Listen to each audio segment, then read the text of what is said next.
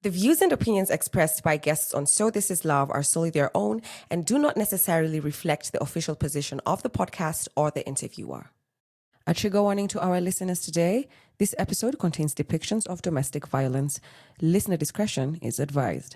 If you or anyone else is affected by these issues, please find support in the show notes of this episode.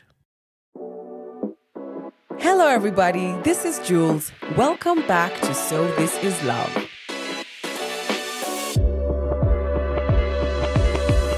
A quick note to our listeners: if you would like to support this podcast, you can do so via our till number or PayPal. All the details are in the description box of this episode. Your contribution is what will keep us going. To my guests, who have so openly shared their stories of healing, reflection, and triumph, thank you for allowing us to grow through your journey. Remember, you can find us on Spotify or wherever you get your podcasts. And if you haven't already, do subscribe, as it does help us reach more people. So This Is Love is a space where people can relate to one another, learn from one another, and find a sense of belonging. Enjoy.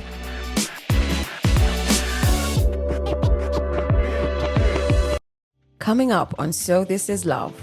And he's like, you know what, that's fine. And he started, it feels like you can't take leadership from a man. And I was like, okay, so I can't take leadership because I'm telling you of the tone we set for this relationship and you are going against the tone. So now I'm telling you about it, and now it becomes I'm the one who cannot take leadership from a man.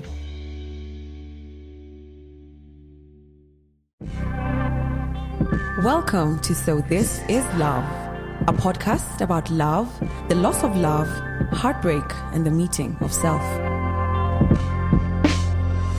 We share stories on how the relationships we once had teach us about who we are and define who we become. And maybe through these stories, we can answer that age-old question: is it better to have loved and lost than never to have loved at all? So, this is love. Hello, everybody, and welcome back to another episode of So This Is Love. Today, I am joined by the sweet and soft-spoken Sophia, not her real name, and she'll be here to tell us about a very defining relationship in her life with a man that we'll be calling today Bumpy, also not his real name. The reason that Sophia has come here today to share this story is because this is a relationship that was very defining for her. It's one that happened while she was quite young, and I must say she's still very quite young. And it's one of those relationships that even when I was just hearing the highlights of what went on in it, was that she was far too young to have experienced the kind of intensity. I don't want to give spoilers, but the kind of intensity of the stuff that was going on. And in her own words, Sophia says that she felt like she was just too young to be going through all that. And the reason that she really wants to share this story with us here today is because she wants to be able to allow other women to be able to identify the telltale signs of a relationship that is toxic, abusive, and especially one where there is a power dynamic at play that essentially in the end put her at a disadvantage. And as we get deeper into the story, I think you'll be able to kind of understand what we're talking about. So welcome, Sophia. Thank you, Jules. How do you feel to be here today? A bit nervous, of course, but happy. Happy? Yeah, I know we met somewhere out there in the world. Yes. At an event, and you came up to me and I was like, we spoke for a little bit and I was like, oh my God, how old are you? You what happened? So first of all, thank you for having the balls to come up to me. That event was it was a very kind of star-studded situation. Even me, I was like, hey, uku sasa ni wapi? I know. So thanks for coming up to say hello. You've joined my table and it was lovely to meet you. So I'd like you to, take your time as you're taking us through this narration. If at any time you need to take a break, we can take a break. And I'm going to start this episode with the same question that I ask all my guests. Take us to the beginning. How did you and Bumpy meet? Bumpy and I coincidentally met at a smocha stand. I was very new to the area where we met. So at the time, I was a waitress. So I was very new. It was the first time We moved there. It was my first time having a shift that I needed to clock in at night. So I was able to explore the area during the day. And this specific stand where we met, I'd go by my smoochers there a lot of times. I'd see him on and off. But since I was always so tired, I'd just buy what I'm buying, talking to the guy who sells my smoochers, and then go back home. What's a smoocher? Is it a smoky? I'm a bit confused. A smoocher is a combination of a chapati and a smoky. It's put together. Yeah. So this one specific day, as I was a waitress, I was also still a student. So this one time I needed to write assignment for school. My laptop crashed. So the only person I knew in the area at that time was the smoocher selling guy. So I go to him and I'm like, I need a laptop. I need to write reports and I'll bring your laptop back in 3 hours max. He's like, cool, but my laptop is very old. Word does not work and all that. So I was like, okay, that can't help. So Bumpy was there when I was asking for a laptop. So when my smoocher guy said he doesn't have, I was just like, let me figure it out. So I started walking away. Bumpy followed me, he tapped my shoulder. He's like, I've seen you around. I can help you with a laptop.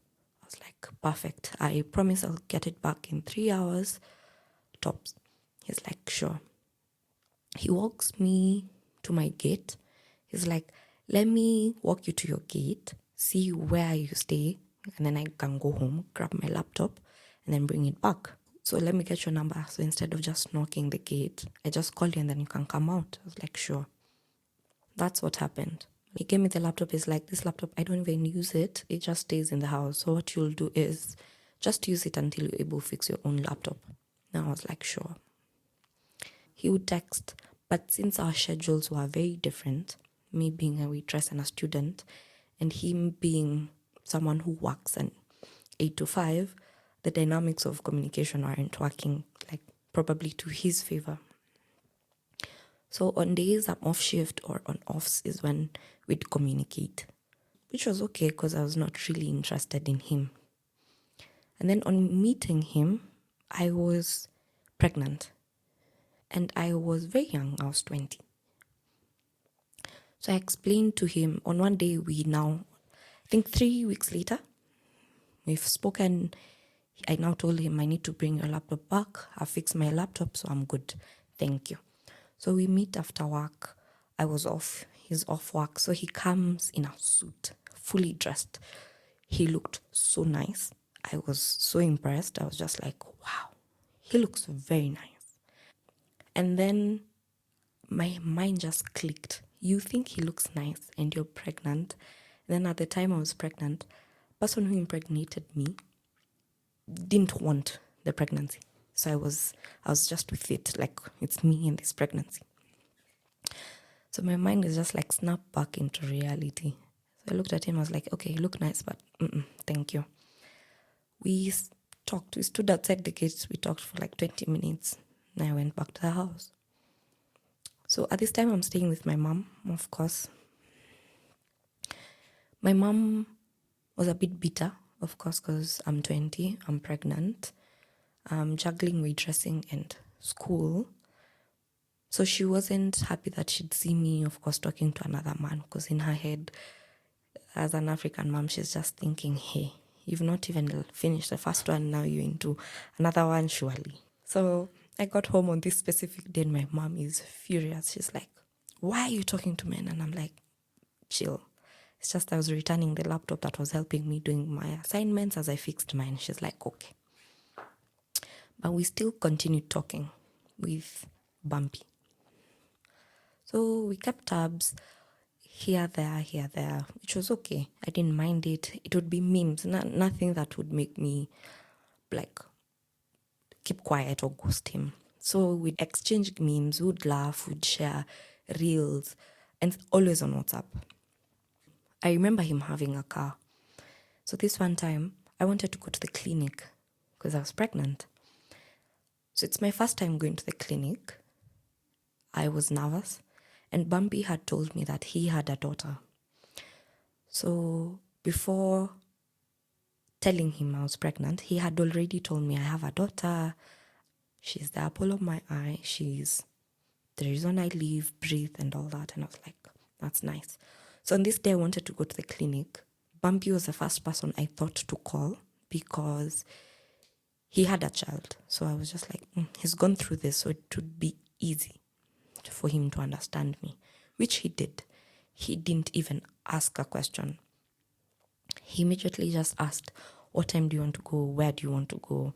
And I was explaining, I just want to go for a checkup, and that's it. This day was specifically my off day, but I had classes. So I went for my classes, and then we met.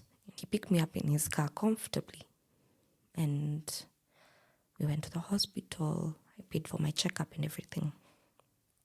And he was okay with it. I checked how far along I was. The doctors asked me what I would want because considering my age, they knew, of course, it would be a struggle. So it was either I keep it or get rid of it. I told the doctors I haven't decided. So the doctors were like, you have like just 1 more month until you decide, because after a month, you just have to keep the baby. I was like... Were you visibly pregnant at that point? Not yet? Not yet. How far along? At the time when I went for clinic, I was about 2.5 months in. Yeah. So it was not even visible at all. Yeah. And Bumpy was with me in every room that I went in. He'd hold my hand.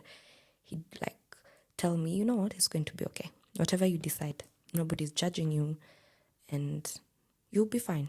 I'll walk with you through this. I've experienced this, so I know firsthand what you're feeling. I felt very comforted, very comforted. At the time, all my instincts were to get rid of it. I was 20. If anything happened, I wouldn't be able to raise this child on my own. I wouldn't. Even if I tried how hard at that time, I wouldn't. So after a while, I decided to get a procedure done and I terminated the pregnancy. It was the appropriate thing to do at that time. So that's what I did. All through, Bumpy was with me. During the day that I went, the days after, even after work, he'd try and pop by at the gate just to say hi, see me. And for some reason, he'd always bring me fruits. So I'd go to the gate, see Bumpy. Then when I go back to the house, my mom would always ask me, where have you gotten the fruits from? And I'm like, just outside here, I met somebody, like a friend of mine. She has given me the fruits. And every time I had to ensure that my mom knew it was a girl, because if she found out it was a guy, she would be very uneasy. So that's how it went for a long time. And after the whole termination, we got very, very close because he'd talk to me about work, my waitressing job. He'd talk to me about school. He'd help me with assignments. And then at the same time, when we were just very new together with Bumpy, I started doing... So at that point, I was being trained. It was going good. But now it was a load added on to the waitressing I have in school. So Bumpy would come in very handy when I've done training and I was told to write reports. He'd handle it. Like I'd just dictate what he'd write and he'd type it and I'd be done, which for me was amazing. So my mom found out that me and Bumpy are close. My mom was against it. She's like, no, you've just gone through one thing. Get time. Just be in your 20s. Learn about what you are in your 20s. What do you want to be? The things. Make money. Go out. The likes. That's what you want to be. What do you want to be? The things. Make money. Go out. The likes. That's what she was all about. So she was very not happy about the idea of me and Bumpy being close. Then at that time, my mom would look at Bumpy and she'd be like, he also looks very old. Yeah? Sophia, he looks very, very old. So ensure that whatever is going on is something that you're sure you're ready for. At that time, I'm not even sure about anything. I'm just enjoying this person because they'll write my reports. They're there when I want them to be. So it was okay on my end. So with time, we eventually started dating a month or two later after. And it started very nicely, very, very nicely. He had a car, so we'd go out for rides. And since I loved car rides, I liked food. That's what we'd do. We'd buy takeout, pizza, chicken, and then in the car, a ride. And that would be an ideal date for me. And it worked very well. He'd tell me about the struggles he's having with his baby mama, how he misses his daughter because he wasn't able to see the daughter often. So I'd sympathize with him and be like a shoulder to lean on. Then eventually, we started being intimate. So being intimate with him meant on days that I was from work, I'd have to lie to my mom. So I'd call my mom and I'm like, Mom, I can't get a matatu back home. I'll just spend the night on my friend's place. And my mom trusted me. She's like, okay, that's fine. No problem.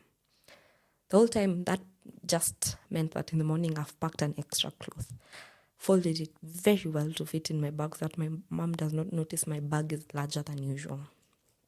Spend at his place, do our stuff, enjoy the night, watch a movie, eat and all. And then in the morning, he'd drop me off at work or at school, depending on what was needed. And that worked very well. So 3-4 months into the relationship, issues with the baby mama from his end started rising and rising fast and heavy. We moved from being in our honeymoon to the baby mama texting me in a span of very short time. At that time, she'd text me with entitlement, for lack of a better word, because she knew she was the baby mama and she knew that this man had vowed to marry her. So in her eyes, I was like this bug that is coming to destroy their nice relationship, their nice parenthood that they're doing together. And every time I take the story back to Bumpy, it would be, no, she's dramatic. She already knows that nothing can happen and the likes. Me being my first time in such a dynamic, I was just like, you know what, it's okay. I'd take his word because he's the one who's here with me and I get to see him every day. So I trusted his word and took it blindly. So even if she'd text me, I'd have no problem because she's texting me and maybe I've spent the night in his house and she's texting me, I spent the night at his house yesterday and I'm like, I was with him during the day. So I was just like, you know what, it's okay. So we had that baby mama issue going for a while, for about 2 months or 3. And then one specific day, it became, I need time. And I'm like, you just can't come to me and ask me for time. What's the time for? It's like there are issues between me and my baby mama. And now she's saying that I'll not be able to see my child. And I asked why. What is it you did? Because she wouldn't just wake up and say that you're not going to see the child. There has to be like a backstory. There has to be something. She's like, no, it's because of you. I'm like, okay, what about me has made your baby mama not allow you to see your child? He goes like, you spend the nights over, you leave your clothes. I don't hide your clothes when they come off, drop the baby. And I'm like, who's we? Who's dropping the child? Like, at times she comes, drops the child and cooks. And I'm like, cooks in your house? I'm like, okay. But initially you told me always go out to get your child from their house. What changed? He goes like, no, there are times I'm busy, so she'll just drop my daughter over before I get home and I'll find she has cooked. Then he'd say she's cooked because, of course, that food will also be eaten by the daughter and she knows I won't have time when I get home. And if you listen to it, you're like, that's like logic sense. So I'm like, okay, no harm done. Because I'm thinking about it, I'm like, he's not home. She came, she dropped the daughter cooked while he was not home. So nothing could have happened. That was fine. After a while, it got to a point that I would not see him on weekends at all. Why? Because it was time with his daughter. I understood it. I was like, you know what, that's fine. So what got my attention and became a fight was the fact that as much as I could not see him, it means I could not see him text him or call him. Why? Because he was spending time with the daughter. And I'm like, so while you're doing this, you're not with your phone, or what's going on? Why can't you be texted or called? What's the reason? It's like, no, I don't like using my phone when my daughter is around because she might think I'm not giving her quality time and attention. I was like, okay, that's fine. So during the weekends, I'd do my own stuff. I'd just engage myself in my assignments, take more shifts at work just to cover up the time. That became our routine, and I was okay with that. Then eventually it now became, I couldn't now go to his house. I'm like, why? It's like, no, my daughter is going to school and coming back, and she'll be in my house for a while. I'm like, but you said the mom does not allow the daughter to spend more than a weekend in your house. What happened? It's like, no, the dynamics changed. She's gotten busy. And I'm like, okay, that's fine. So I understood. So with time, the evenings were out. I wouldn't spend at his house. So instead, what he'd do, he'd come see me back kwa gate. So he'd come, call, say like, I'm outside here. So I'd sit somewhere on a stone, chat for hours and hours, and then he'd go back home. And I'd always ask, okay, since your daughter is home, who helps her with homework, who gets her ready, like unwinds her from the day and all? Or is she able to do that? She's like, yeah, she's old enough, she can do that. Then when I come, I'll just cook something light and then call it a night. I was like, that works. Then eventually it moved to, he wouldn't be answering my calls as he used to. So in a day, I'd call like 3-4 times. No answer. I'd call. When I'm free, no answer. And then at Johnny, after work, it's like, oh, I've been swamped with meetings. I've been moving around with my boss and the like. So I didn't have time on my phone. And I'm like, oh, so you didn't have like 2 minutes out of your day just to text me and tell me that it's a busy day? Because that's what you've been doing. So why the change from the foundation we created on communication? It's like, no, I'm sorry, it won't happen again. Yeah, that was a lie. It did, in fact, happen and became a routine. To the point where now, if I called way too many times, he'd block me. So he'd be like, you're really distracting me from work. You're calling way too many times. And I need to concentrate and focus on work. And I'm like, how would I know you're having a busy day? You've not told me. You're not communicating to me. Day 1 has gone. Day 2 is when you're talking to me during the day. And it's a phone call that will last like 10 minutes. And you expect me to just be okay with that. So we started having fights. And in the fights, the baby mama also started having fights with me. And then at this time, I'm young. And the baby mama is not also of my age. We also have a gap. So I'm like, hata nikiongea vibaya, nothing will happen. You see. So how old was he? Because you said you were around 20? I was around 20. He was around 31. So I wasn't bothered. I'd talk back with the baby mama especially because she also would come talking very bad and I'll be like, you know what? Let's play this game. So she talks, I talk. She talks, I talk. That's how it went. So I'm fighting with the baby mama. I'm also fighting with Bumpy. And in my head, I'm just like, you know what? This guy seemed like a very nice guy, someone who understood me, helped out with work. He made my load of life easy. But it's not working out because I can't continuously be begging just to be communicated to and the likes. So with time, I had Bumpy and I still were entertaining other people. But my mind was solely focused and I was always crossing my fingers just for Bumpy to realize that this is what he wanted. So from that specific point, I started continuously begging and begging. So I begged to be communicated to. I begged for him to come see me. I begged him to talk to the baby mama to stop talking to me rudely. But nothing happened.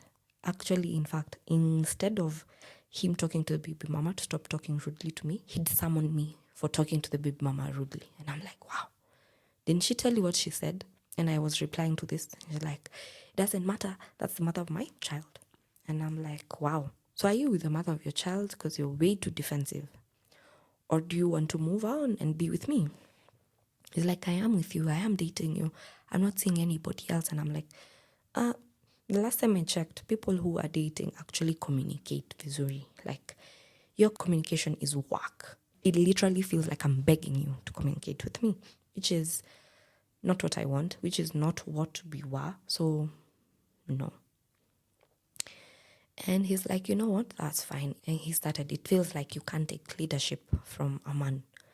And I was like, okay. So I can't take leadership because I'm telling you of the tone we set for this relationship and you are going against the tone. So now I'm telling you about it and now it becomes I'm the one who cannot take leadership from a man.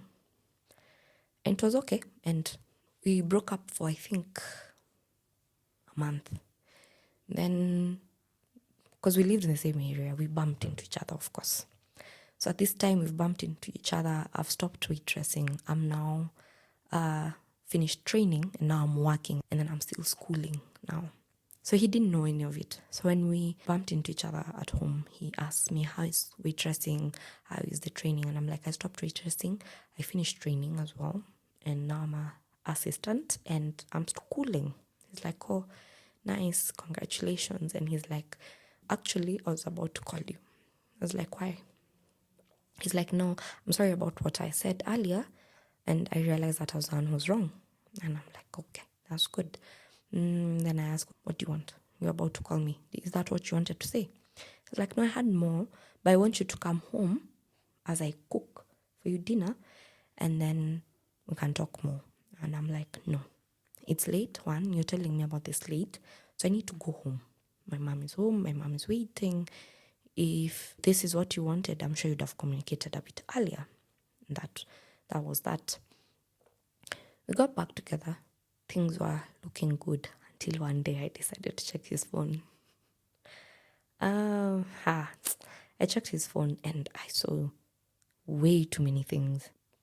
I saw way too many bodies that I was not supposed to see. I saw way too many conversations that I was not supposed to see.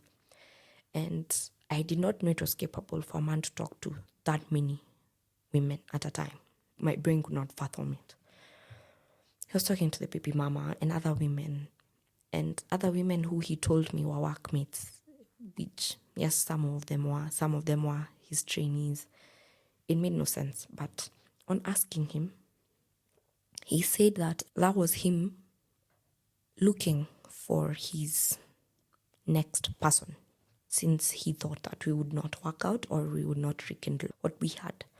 And I was like, okay, since we have, I want them deleted. And I stood there. I want you to delete every picture, every contact, and every conversation. I want you to start afresh from a clean slate. And he's like, sure. He deleted everything and I saw him delete them.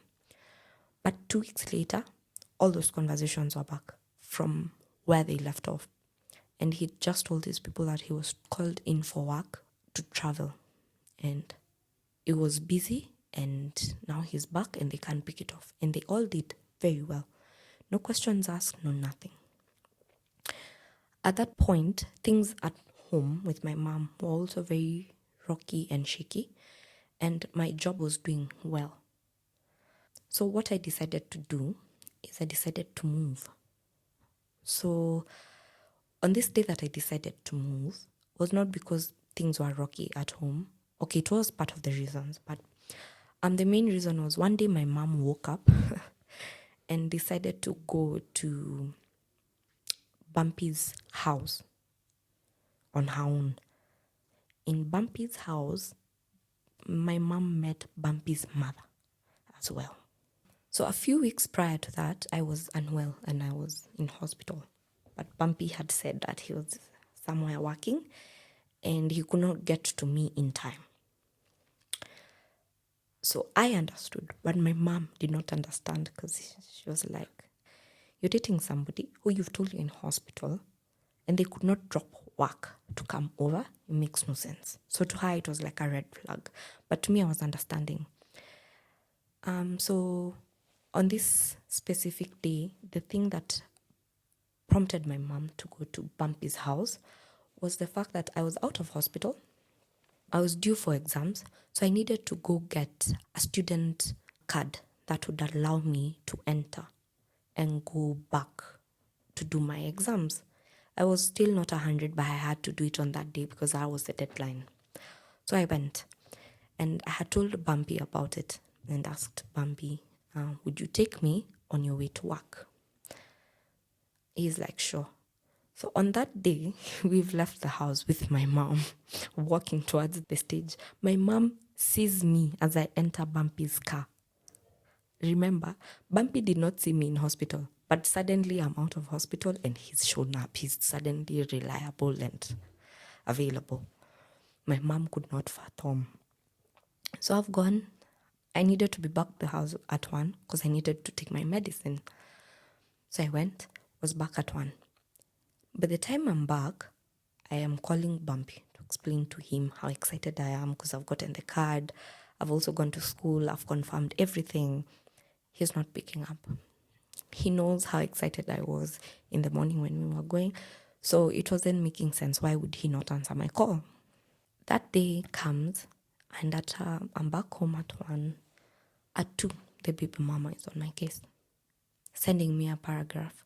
Oh, this man says the way you're trash. He's giving you breadcrumbs and you're accepting it. She goes on, and she insults me. You are a hoe. And then at that time, I was very, very, very petite. I was literally underweight. So the baby mama is like, you need to go to the gym, work out, focus on getting a body, getting an ass that people can turn and look at. You're here focusing on men that we have built, we have given children to, and you're here thinking that they can be your man. And I was like, wow, okay. So I'm calling Bumpy endlessly because of what the baby mama has told me. Bumpy did not answer a single call, a single text, a single voice, nothing. In the evening, I'm like, you know what, I'll walk to Bumpy's house. I know by now he's in the house. I go and I knock the door. The mom sees me and goes hysterical. Did he live with his mother? They lived in the same compound. From how loud she's talking, and considering she's a very soft-spoken woman, Bumpy came out. Bumpy sees me. Bumpy's like, get out. And I'm like, why? What did I do that was wrong? Like, your mother was here insulting my mother and you have the guts to show up. And I'm like, when? I just left with you in the morning. I was home at 1. I've been calling you since then. When did she have the time to come here? The mom is like, maybe she doesn't know. And I'm like, I look clueless. Of course I don't. If I did, I don't think I'd be here with all these balls. The mom calms down enough to tell me, your mom was here. She came, spoke to me very rudely, insulted me and all. And I was like, what? She's like, yes.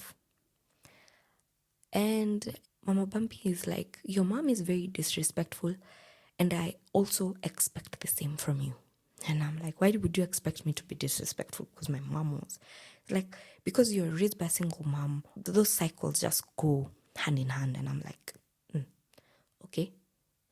And Bumpy is just standing, listening to what the mom is telling me. He doesn't step in, he doesn't stop the mom, he does nothing. The mom spoke to me and then she went back to the house. Bumpy's like, you need to go. And I'm like, no, I'm not leaving here until you explain to me in detail what happened. Because you guys are telling me this story like surface level. I want to understand. And Bumpy tells me, I also don't know. I got home a few minutes ago. I was at home finishing up with a work call and then I wanted to go back to my mom's house and check. And like be told and be given details. And I'm like, okay, so. At this point, I've moved out from my mom's house and I live in a nice, beautiful bedsitter that I loved. I had very, very few things, which was okay. At this time, I had given Bumpy money to buy me a laptop. He has not given me the laptop. My mom knows I gave Bumpy money to buy me a laptop because he has tech connections. So I wanted one genuine laptop and I was sure that someone might knock me off or something. So the laptop had not come. My mom knows the laptop did not come. My mom cannot be convinced otherwise, other than Bumpy was just trying to shortcut me. I'm trying to explain to my mom, no, the delivery is just delayed. It'll be here. And my mom is like, no, these things you're saying do not even make sense. They do not add up. But I was not looking at it from my mom's view. I had my own view, and I was just trying to pull my mom into my view.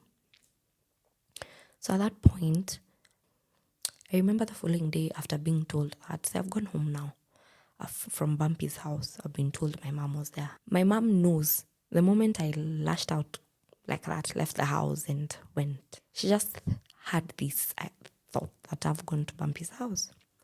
So I came back home and she's like, I forbid you from seeing that man again. And I'm like, how do you forbid someone from seeing someone? And I'm like, Mom, I'm old. You can't do that. I've gone to complain and complain and complain. We're not even having a productive conversation because we're all very mad, maybe at each other, and we're all raising our voice. So I'm like, you know what, this is fine. I storm out and I got back to my house. I'm there in my bedsit and I'm thinking, why would my mom do such a thing? Like, it makes no sense.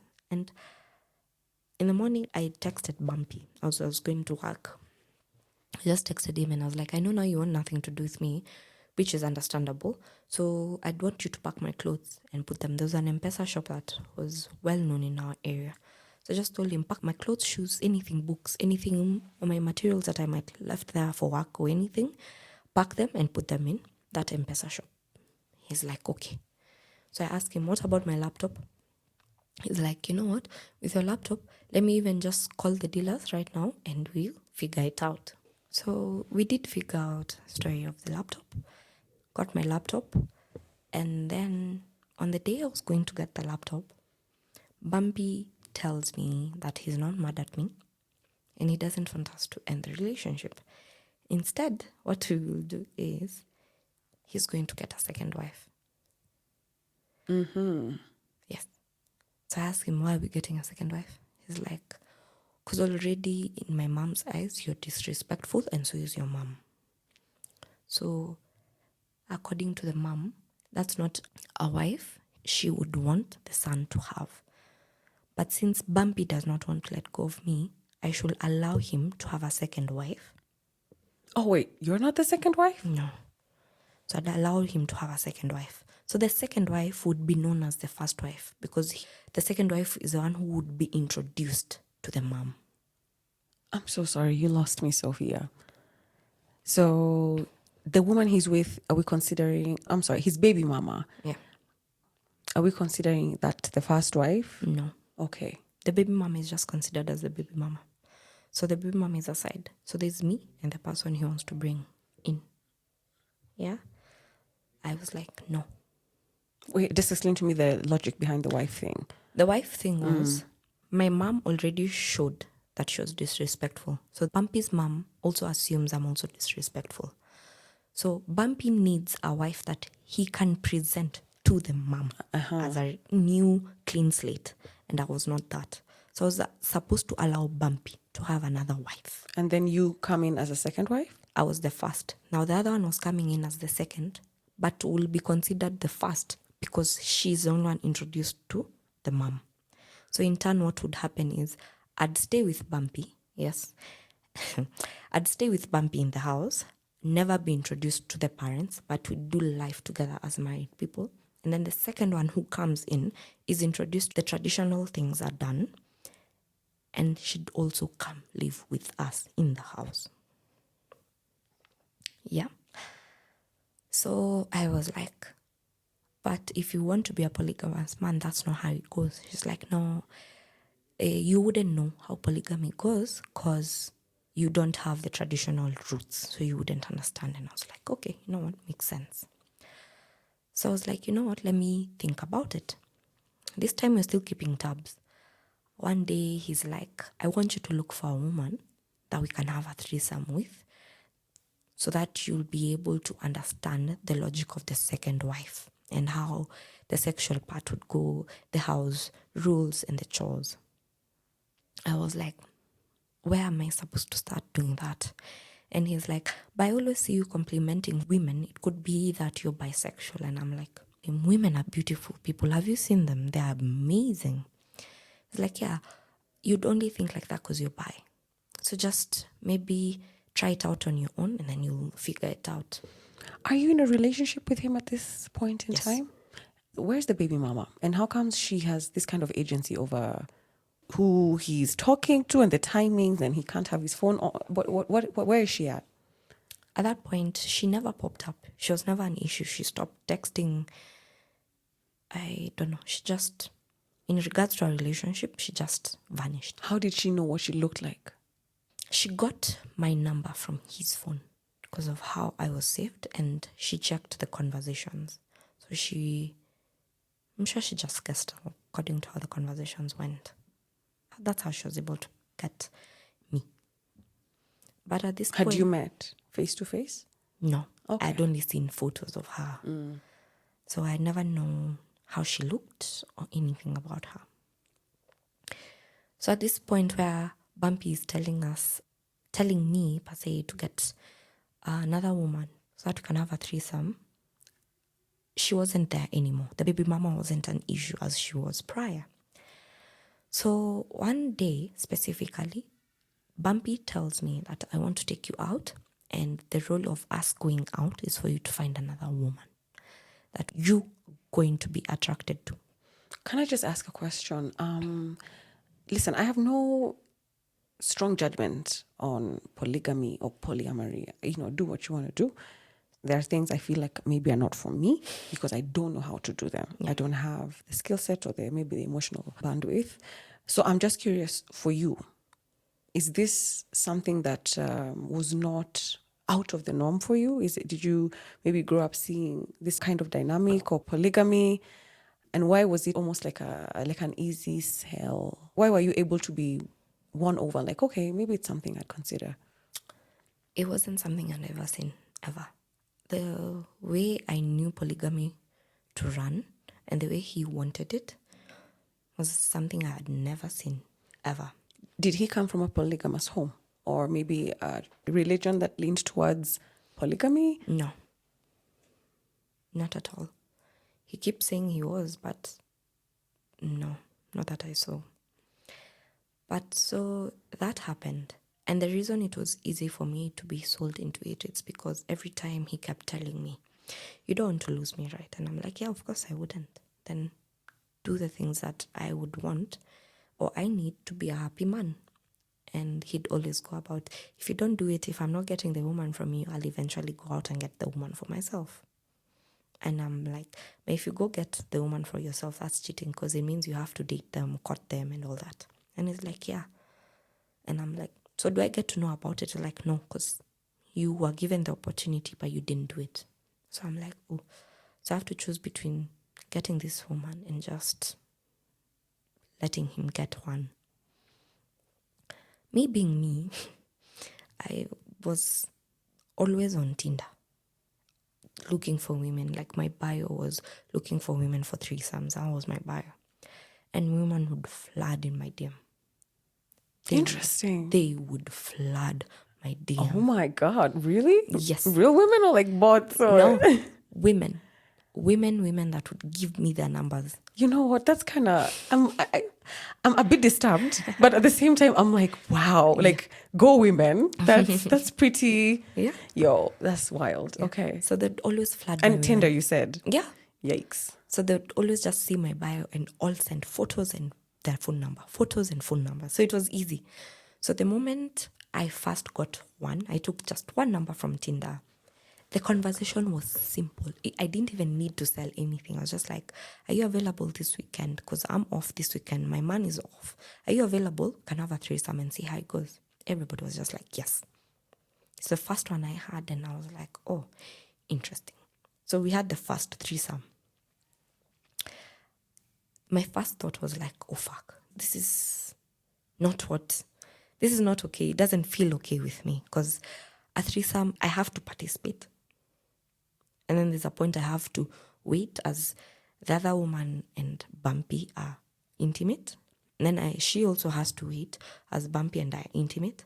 And then Bumpy has to wait as me and the other woman are intimate. And it just didn't sit well. I was shaky. And Bumpy seemed easy about it. He was right into character. And immediately in all the women we had, he would always want to ask, are you okay if you spend the night? Do you want to come again? he'd always just want to give them girlfriend roles immediately. Will you cook for us supper? Will you oil my back? Like such things. And the women were just like, yeah, okay, this. So it happened more than once? It happened more than once, more than 5 times as well. And how did this sit with you, like being intimate with another woman? It wasn't sitting well with me. I'd complain and complain and complain. And each time I complained, Bumpy would be like, you're just not being a source of peace. Honestly, you're not being a source of peace.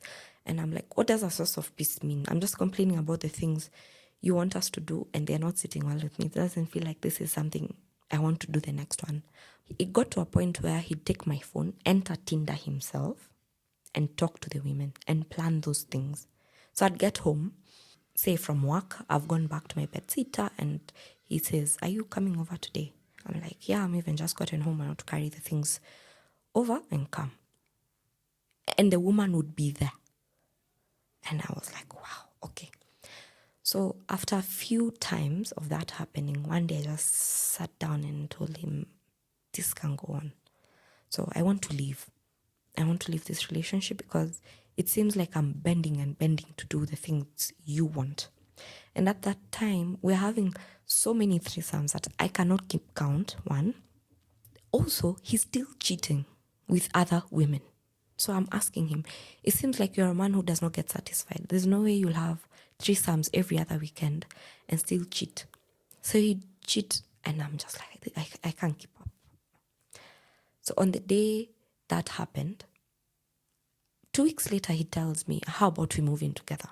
Instead of me doing shopping in your house or you paying rent and all that, let's just have this house. And his house, rent was not paid because it was their house. So I was like, are you sure?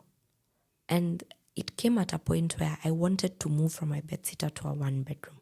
So it's like, instead of looking for the 1-bedroom, the day you said you were moving, because I had found a house and everything, so I was about to go pay.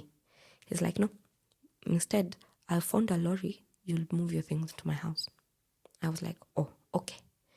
And then at this point, my mom has stopped being bitter with Bumpy. Now they're being friends to a point where we can go out together, hang out together. So I was okay with it. I moved in. On moving in, I got pregnant, I think two months later. So I found out I'm pregnant and I've not even told my mom I moved in with Bumpy. So I'm just like, okay, so which one do I tell her first? So I first told her, oh, Mom, I moved in with Bumpy. And my mom is like, that's okay, but we need to do the traditional steps, at least just one before anything happens. And I'm like, why? Just in case. And I don't know, she always kept saying, just in case something happens, you need the men, like, wale wa baba wa boma, you see? And I was like, okay. And by traditional steps, she means the conversations that happen to finalize a marriage in the traditional way. Okay, so the conversation of marriage between the two of you and your mom was already something that was in the air. Yeah, it was always there. It's something she always asked.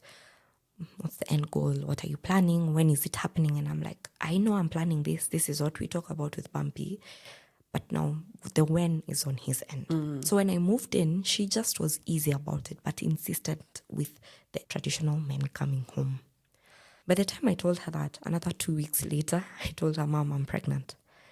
And even her worry went through the window. She was now excited to be a new grandma.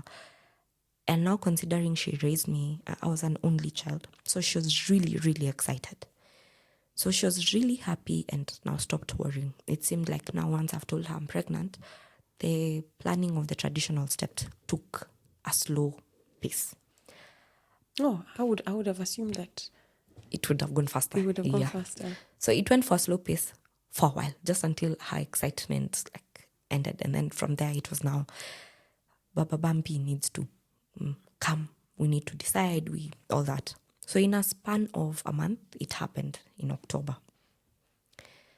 The men came, the dad came, the parents and all that. They got to meet my family, and that happened. And that was beautiful. We went back home now to our marital home, and things went well.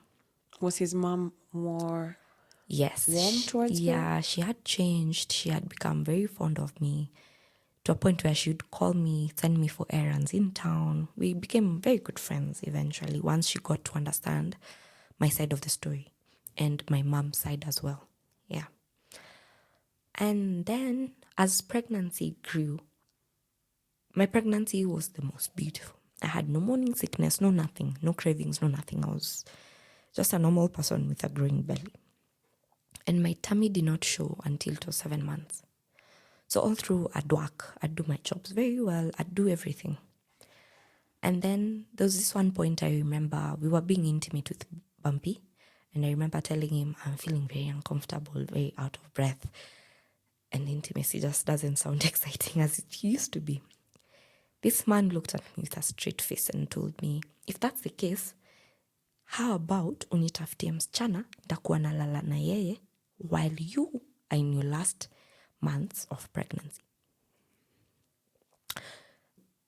What he said is, at this specific moment, what I told him, his reply was, how about you find me a woman that I can be intimate with in your last months of pregnancy, since you're not able to be intimate with me as your husband, because I have needs. I looked at him baffled. I'm like, wow. And he laughed and brushed it off and he left. The thing is still ringing in my mind. I'm like, why would he say that? Since he brushed it off, I thought he just said it. So 2 days later, I addressed it and he's just like, no, it was just a thought. It would be nice and all.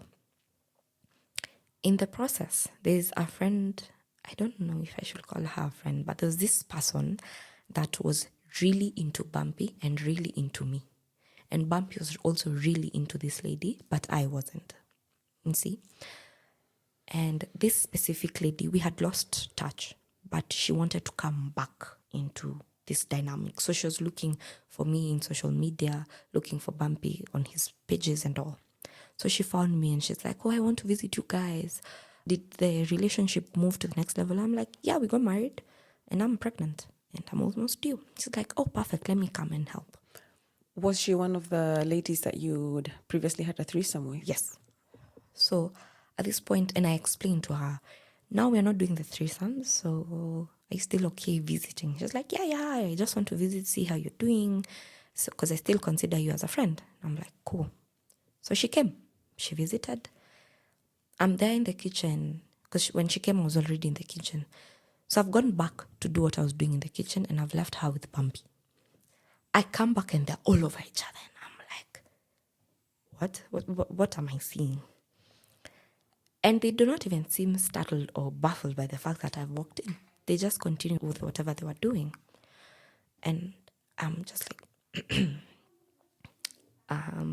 okay. Then I went back to the kitchen, finished what I was doing. At this point, I'm crying.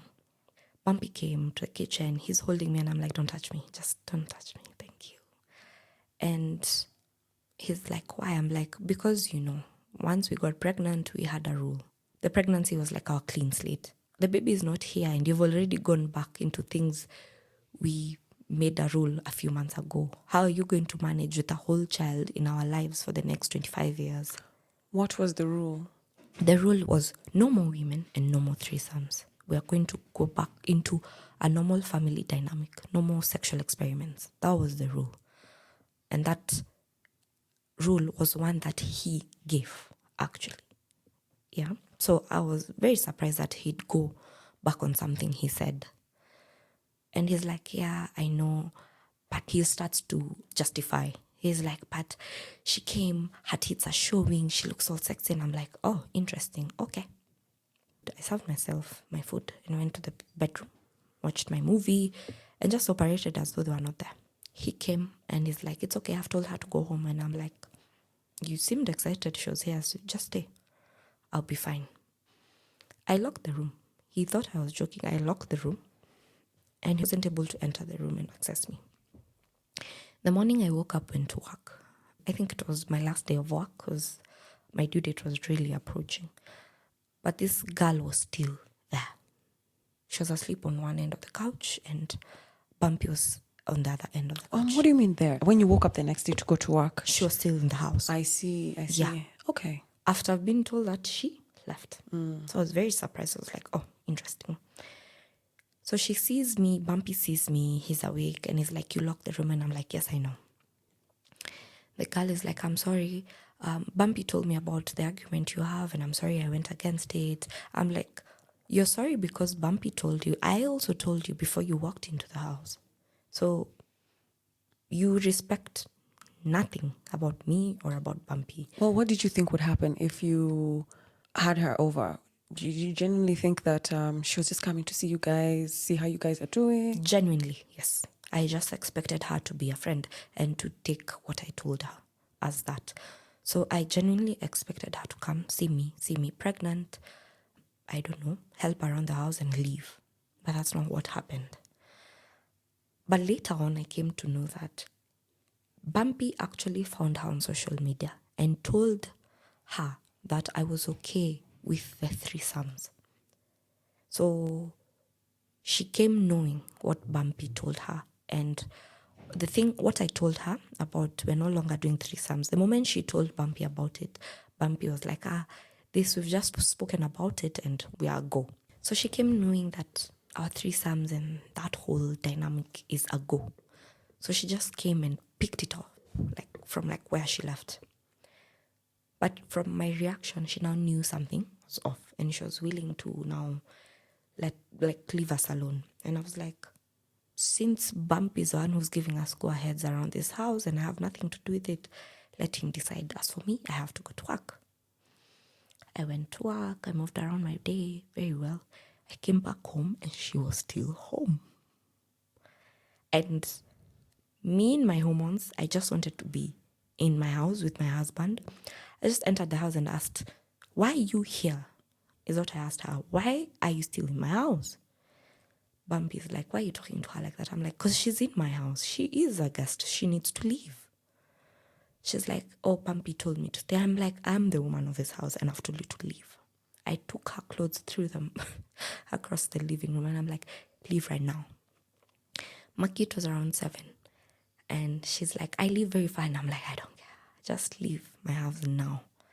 Bumpy is like, no, it's okay. Let her spend and then she can leave in the morning. I'm like, you know what? That's what you want. I will go to my mom's house and you will stay here with your guest. And in the morning when she goes, you will tell me, your wife, if you want me back into our house. And he slapped me. And I and the lady all looked at him like he was crazy.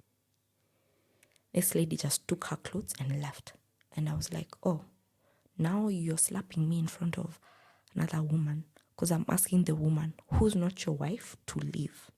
And he's like, yeah, because you and this pregnancy, all you've been doing are things that you want. And I'm like what, for example? Because the only thing I've told you right now is I want the woman gone, but you seem not to want her gone. He slapped me again. And I'm like, okay, I think Bumpy, something's wrong with you in your head. Because you can clearly see that I have your child in my tummy, right? And I feel like he was in a trance of anger. The moment I said, I'm having your child in my tummy, I'd see him like awaken from something. Like he'd shake his head like he's just waking up from a trance. And I asked him, are you okay? He's like, I'm so sorry. And at this moment, I don't even want him to touch me. I went to the bathroom. I showered. He wants to get into the bathroom with me. And I'm like, don't try me. I go, I oil my belly. I do what I always do. Then I use the laptop. On using the laptop, I open WhatsApp. Like there was an icon there. So I'm just opening it just to check if it was my WhatsApp because I was also using the laptop prior. And to my surprise, it was his WhatsApp. Still flirting with his baby mama. Still flirting with another woman. And people he used to train when he was employed. And there were a lot of nudes. A lot of thank you for coffee. It was nice spending the night with you. And once I looked at those chats, I was just like, this is the night he told me he had a boys thing. This is the night he said he had Bible study. This is the night he said he had a business trip. All that. All could now see them in conversations. I didn't talk about it because I also have very bad anger and I tend to talk very, very bad when I'm angry. So I was just like, you know what, let me sleep and I'll talk about it in the morning.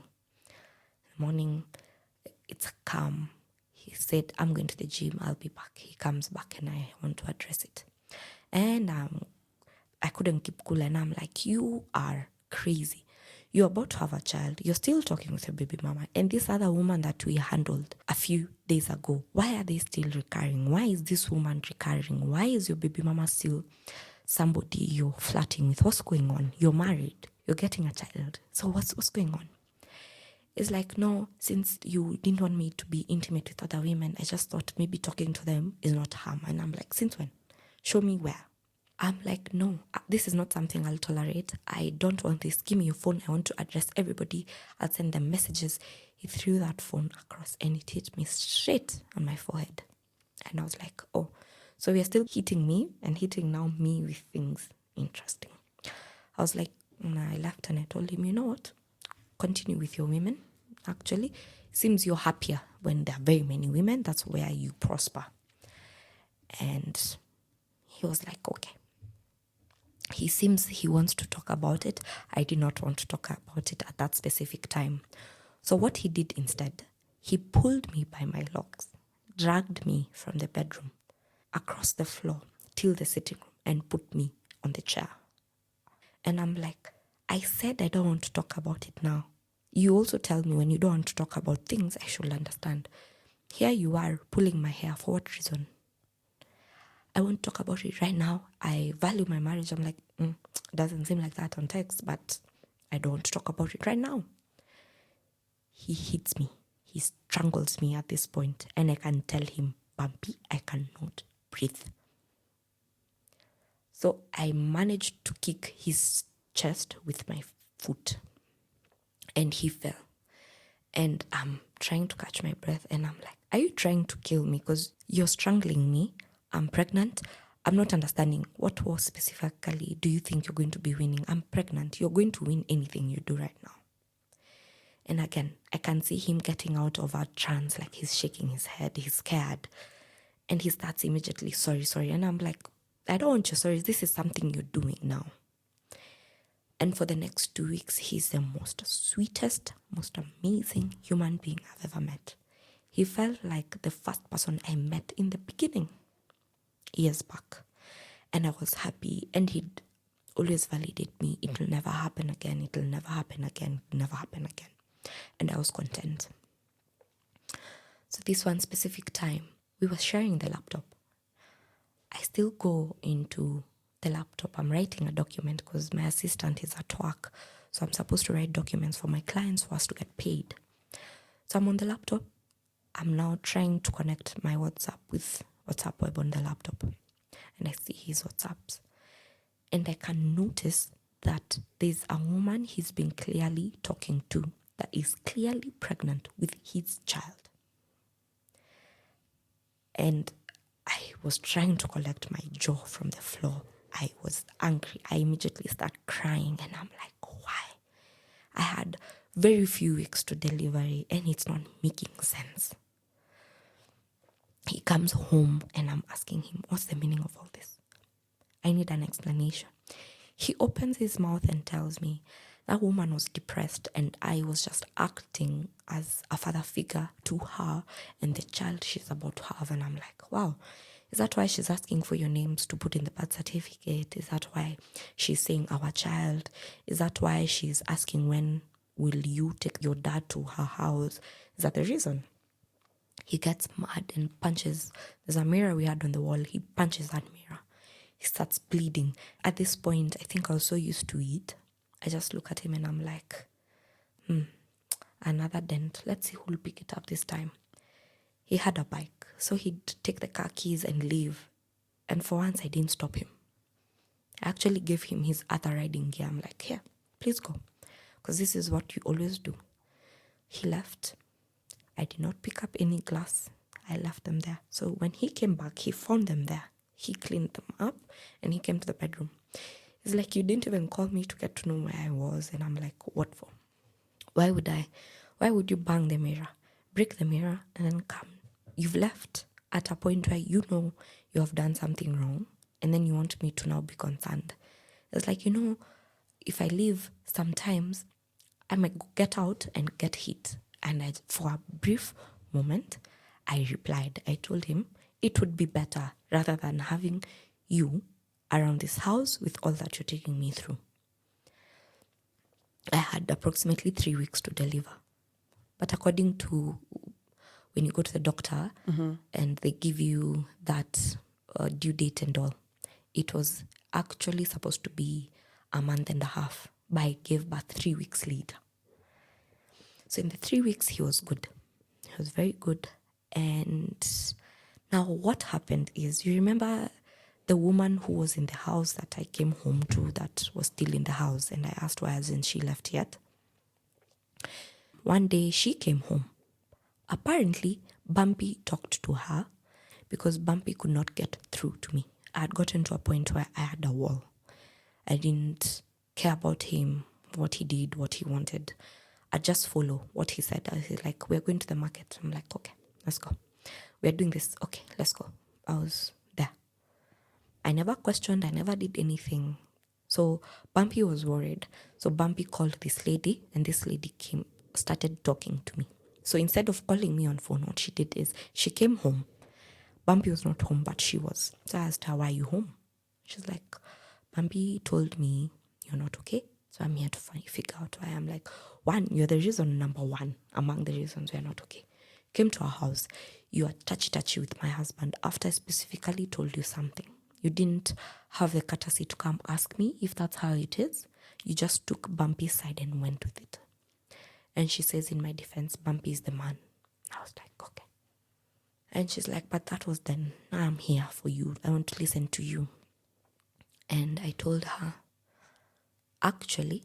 Do you know, I'm sorry, I'm in a bit of a, what was informing this structure? There was something behind it, like, this is the man, you have to follow this. If you're saying you did not grow up seeing this. The structure was, and this is something Bumpy threw around in any situation, was you're raised by a single mom. You wouldn't know how households run. You wouldn't know anything about submission. And since honestly and genuinely, I did not know, because I was raised by a single mom, I did not see her submit to somebody, especially at an older age, to see how submission goes. I'd believe it. And he would always say, but I know submission, I know the role of a man, because he has both parents.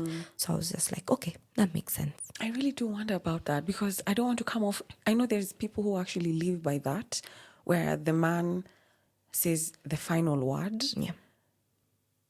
But I do wonder if it's right. I don't think you should always be fighting with your partner if that's the agreement you've come into. But at what point does the woman have a little bit of a say? At that time, I did not know when the woman had the say, because according to him, who knows how submission works and how a household runs, he always said that the man has the final say. And since I always wanted to show that I'm a submissive woman and a woman who wants to be an added piece of value to him, I'd stick with that. Did you not have any friends to talk to about what was going on in your marriage, in your family life, in your relationship? I did. Funny thing is, yes, I did. I never said those dark parts. Why? Because Bumpy and Bumpy's mom always told me that marriage stuff are never told to anybody else other than the household you're in. So according to Bumpy's mom, it was, if you're not able to solve it with Bumpy, come tell me. So I tell her, yes. So I've told Bumpy's mom. Bumpy's mom is like, oh, you're the one with the temper. Reduce your temper. So I'd always fit into that. So if I know I have a temper, instead of speaking when angry, I'd speak the following day. If I always want to nudge something, instead of always asking, I'd just wait until it's an appropriate time and ask Bumpy. I think those are admirable traits, to be honest. Yeah. I think you should not speak when you're in a heightened state, and it's always good to kind of take some time before you retort. But there's some dysfunction there. Yeah. I don't know. So that's what I always did. So every time he'd hit me, I'd go back and maybe say, I'm the reason. Why? Bumpy says I'm the reason. Bumpy's mom also says I added to the reason why Bumpy was hitting me. So I'd always try and find out why. And I came to understand when Bumpy said, you're not being peaceful, it's because I found out he was cheating. In his head, I was not supposed to find out, but I found out. So finding out, questioning him, wanting answers, wanting accountability and all that, to him was not being peaceful. But that I found out later on. So this lady has come home, and believe it or not, Jules, I specifically told this lady, Bumpy says he wants somebody to be intimate with at this moment that I'm not. Let it be. She's like, are you serious? I'm like, yeah. You're always here. You're always talking to Bumpy. Why not? This is what you told her. Yeah. Because now for me, what I was thinking is if I gave Bumpy one specific constant person, the rest of the women would go. And I'd be able to control this woman. So in one way or another, I had the upper hand. I in fact, did not have an upper hand. So the baby came. She's been there 3 weeks. The baby has come. What do you mean, living there? She's been with us every single day. Does she live there? What do you mean by with you? She's there Monday to Friday or Monday to Wednesday. Does she sleep in your Yes. matrimonial home? Yes. In whose bedroom? She wouldn't sleep in the bedroom. Bumpy and I would sleep in the bedroom. She'd sleep in the mattress in the sitting room. Okay. She was there always. She would clean the house. She'd make me breakfast. She'd get me ready if I needed to go for a clinic, to make my nails. She was there. You know why I was asking what was informing this? Because even as you're talking right now, it doesn't sound bad, but it's not something that you had agreed to. Yes. You're kind of doing this because your hands are tied. Because I know there are situations where, co-wives take care of each other. Yes. And it's something everyone is privy to. I know there are challenges there. Yes. Every side, everything. Monogamy has a flip side. Polyamory has a flip side. Yeah. Polyandry has a flip side. Like every side has a but. Yeah. But, so it's almost like, was Bumpy like, listen, I'm polyamorous, and she's going to come help us. Like, even when she's cooking, you're not saying, why are you cooking? You're only supposed to like sexually meet my husband's needs. What are you still doing here? Do you understand my question? Yeah. I'm just trying to understand what is this I'm listening to. At this time, if she's cooking, I'm too pregnant to even stand on my feet. So I didn't mind. I didn't think about it. And then the funny thing is, she was there to satisfy Bumpy's sexual needs, but they were never, ever sexual in the 3 weeks that she was there until my delivery. Not a single day, because I was in the house all through, because I've taken maternity leave. So I'm there, I'm going nowhere. I'm swollen, I'm there. She was never intimate with him. But the thing is, she complained. She complained to me. She's like, why is Bumpy, even if I try, he always turn me down? And I'm like, I don't know. I honestly don't know. And it's not my place to talk to him. But I'd ask, do you want me to talk to him? And she's like, yeah. So I go back with a complaint I've been given by this woman to Bumpy. And Bumpy is like, no, I don't think I'm ready. But once I am, I know she's there. So I'm like, okay. So I asked Bumpy, you said you'd want someone. The someone is here. And you seem comfortable having her around. What do you want? She's like, no, since you're very much not able to do everything around the house, how about right now she just helps around?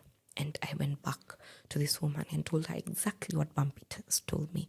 And asked her, is that something you're okay with? And she's like, yeah. So that's the dynamic. That's what we had. So she'd come, go home to her house as she pleases. She'd stay over as long as she pleases. And even on the day that I went to hospital, now to deliver, she also was there. She took me to hospital together with Bumpy. And at that moment, of course, I'm not thinking about what they're doing at that point. I'm now here. It's me and my baby. My one role is to get this baby out of me safely and be also okay, you see. And that's what I did. Got into hospital, gave birth very well, my baby healthy. And on the day, I even called my mom, told my mom, your granddaughter is here. I also tried to get a hold of Bumpy, but since they had left hospital very late, I guessed he was asleep. So I called Bumpy and I couldn't get him. So I called this lady. I'm like, tell Bumpy his daughter is here. And since I was tired, I just hung up and went to sleep. They were also the first ones to come see the baby together. And I thought nothing about it now, because even after leaving hospital, my role was ensure you have enough breast milk, ensure you're eating enough, you're taking enough fluids. I didn't have time to think outside of that. So one day, my healing after pregnancy, after giving birth, was very, very fast. I had no tears, no nothing major. So one day, I'm asking Bumpy, we've gone for our check, the 6-week check. I'm good. So I asked Bumpy on our way back. When I was starting action again, it's like, the doctor has just released you. Just give it time, give it time. I also feel like you're very delicate. So let me understand you a little bit. And I was like, okay, makes sense. This whole time, this other lady is also still complaining they're not intimate. It's been now almost a month and a half. She's been home, no intimacy. And Bumpy made her vow her faithfulness to Bumpy. This is so bizarre. So this lady cannot get sex anywhere else except from Bumpy. And Bumpy is not giving her sex. So she's wondering, okay, what am I supposed to be doing? And she didn't mind because she'd help around the child with my daughter. I never had to move. If my daughter cried and she was in the crib, she'd wake up, give me the child.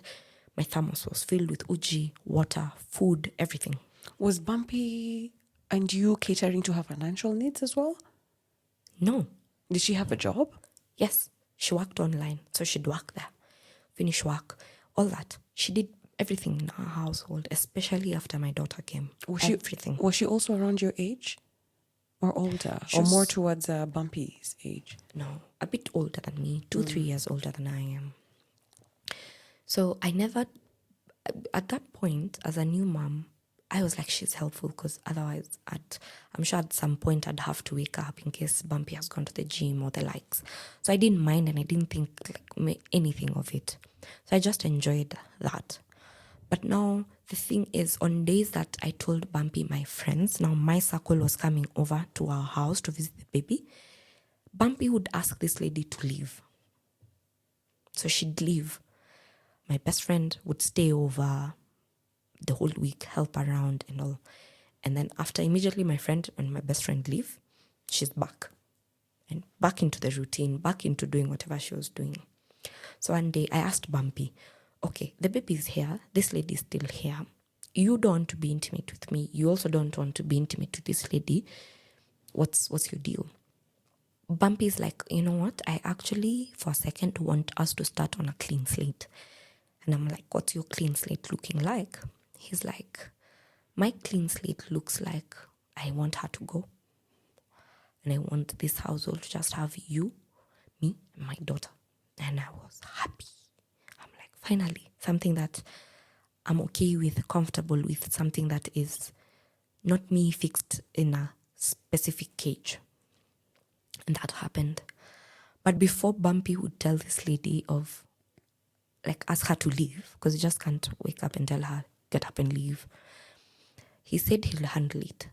So before that happened, I've been told we're starting on a clean slate. So it's this one specific Saturday. We've said it's going to be movie night. But I feel very tired, very sleepy. So I say I'll go to bed early.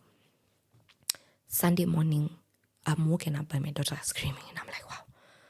I'm usually woken up by, if my daughter screams, one of them is Bumpy or the lady is waking me up to give me my daughter to breastfeed. None of that happened. And I'm like, maybe they're just watching a movie because it's Sunday morning. I go to the washroom. I go take water. I make some tea. And I'm like, all these commotions, these people can't hear me. But I can hear the movie. It's like loud. So I go back. I breastfeed my daughter. And I change her and I put her down. So I go to the sitting room and I'm like, why can't you people hear me? Why haven't you had your daughter crying? I open the door and it's this specific man that told me he wants everything in a clean slate, having sex with this woman on the mattress that's down there. I just walk in awe, look at him. I'm like, Bumpy, interesting. This is a clean slate. Nice to know. Close the door and go back, hold my daughter. I am crying, I'm angry, and I'm just like, you know what? It's okay. He came back a few minutes later, and I asked him, what the hell was that? What's going on? You were supposed to be asking her to leave, not be deep inside her. What's going on? With a straight face, this man tells me, I was thinking with my lower head.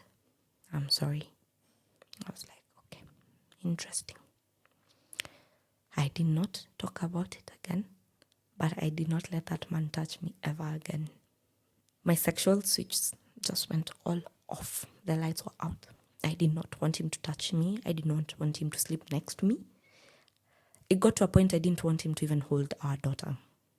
And I'd tell him, I feel like you're just a dirty man walking, that nothing you even pronounce with your mouth is actually what you want. And I'd be very specific. You said you want to start on a clean slate. Your clean slate doesn't look clean, but that's on you. And that lady left. After a while, he noticed that I actually don't want to be intimate with him. But one specific day, I was having wine because the doctor said I can have some. I was excited. 2 glasses in. We got intimate. And I woke up and I immediately just felt a layer of disgust on me. And I just knew this is not something I wanted. I didn't talk about it. I just moved on.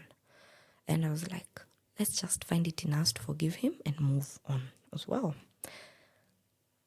And immediately after that, a week later, Bumpy was back to talking to his women, including the woman who just left the house.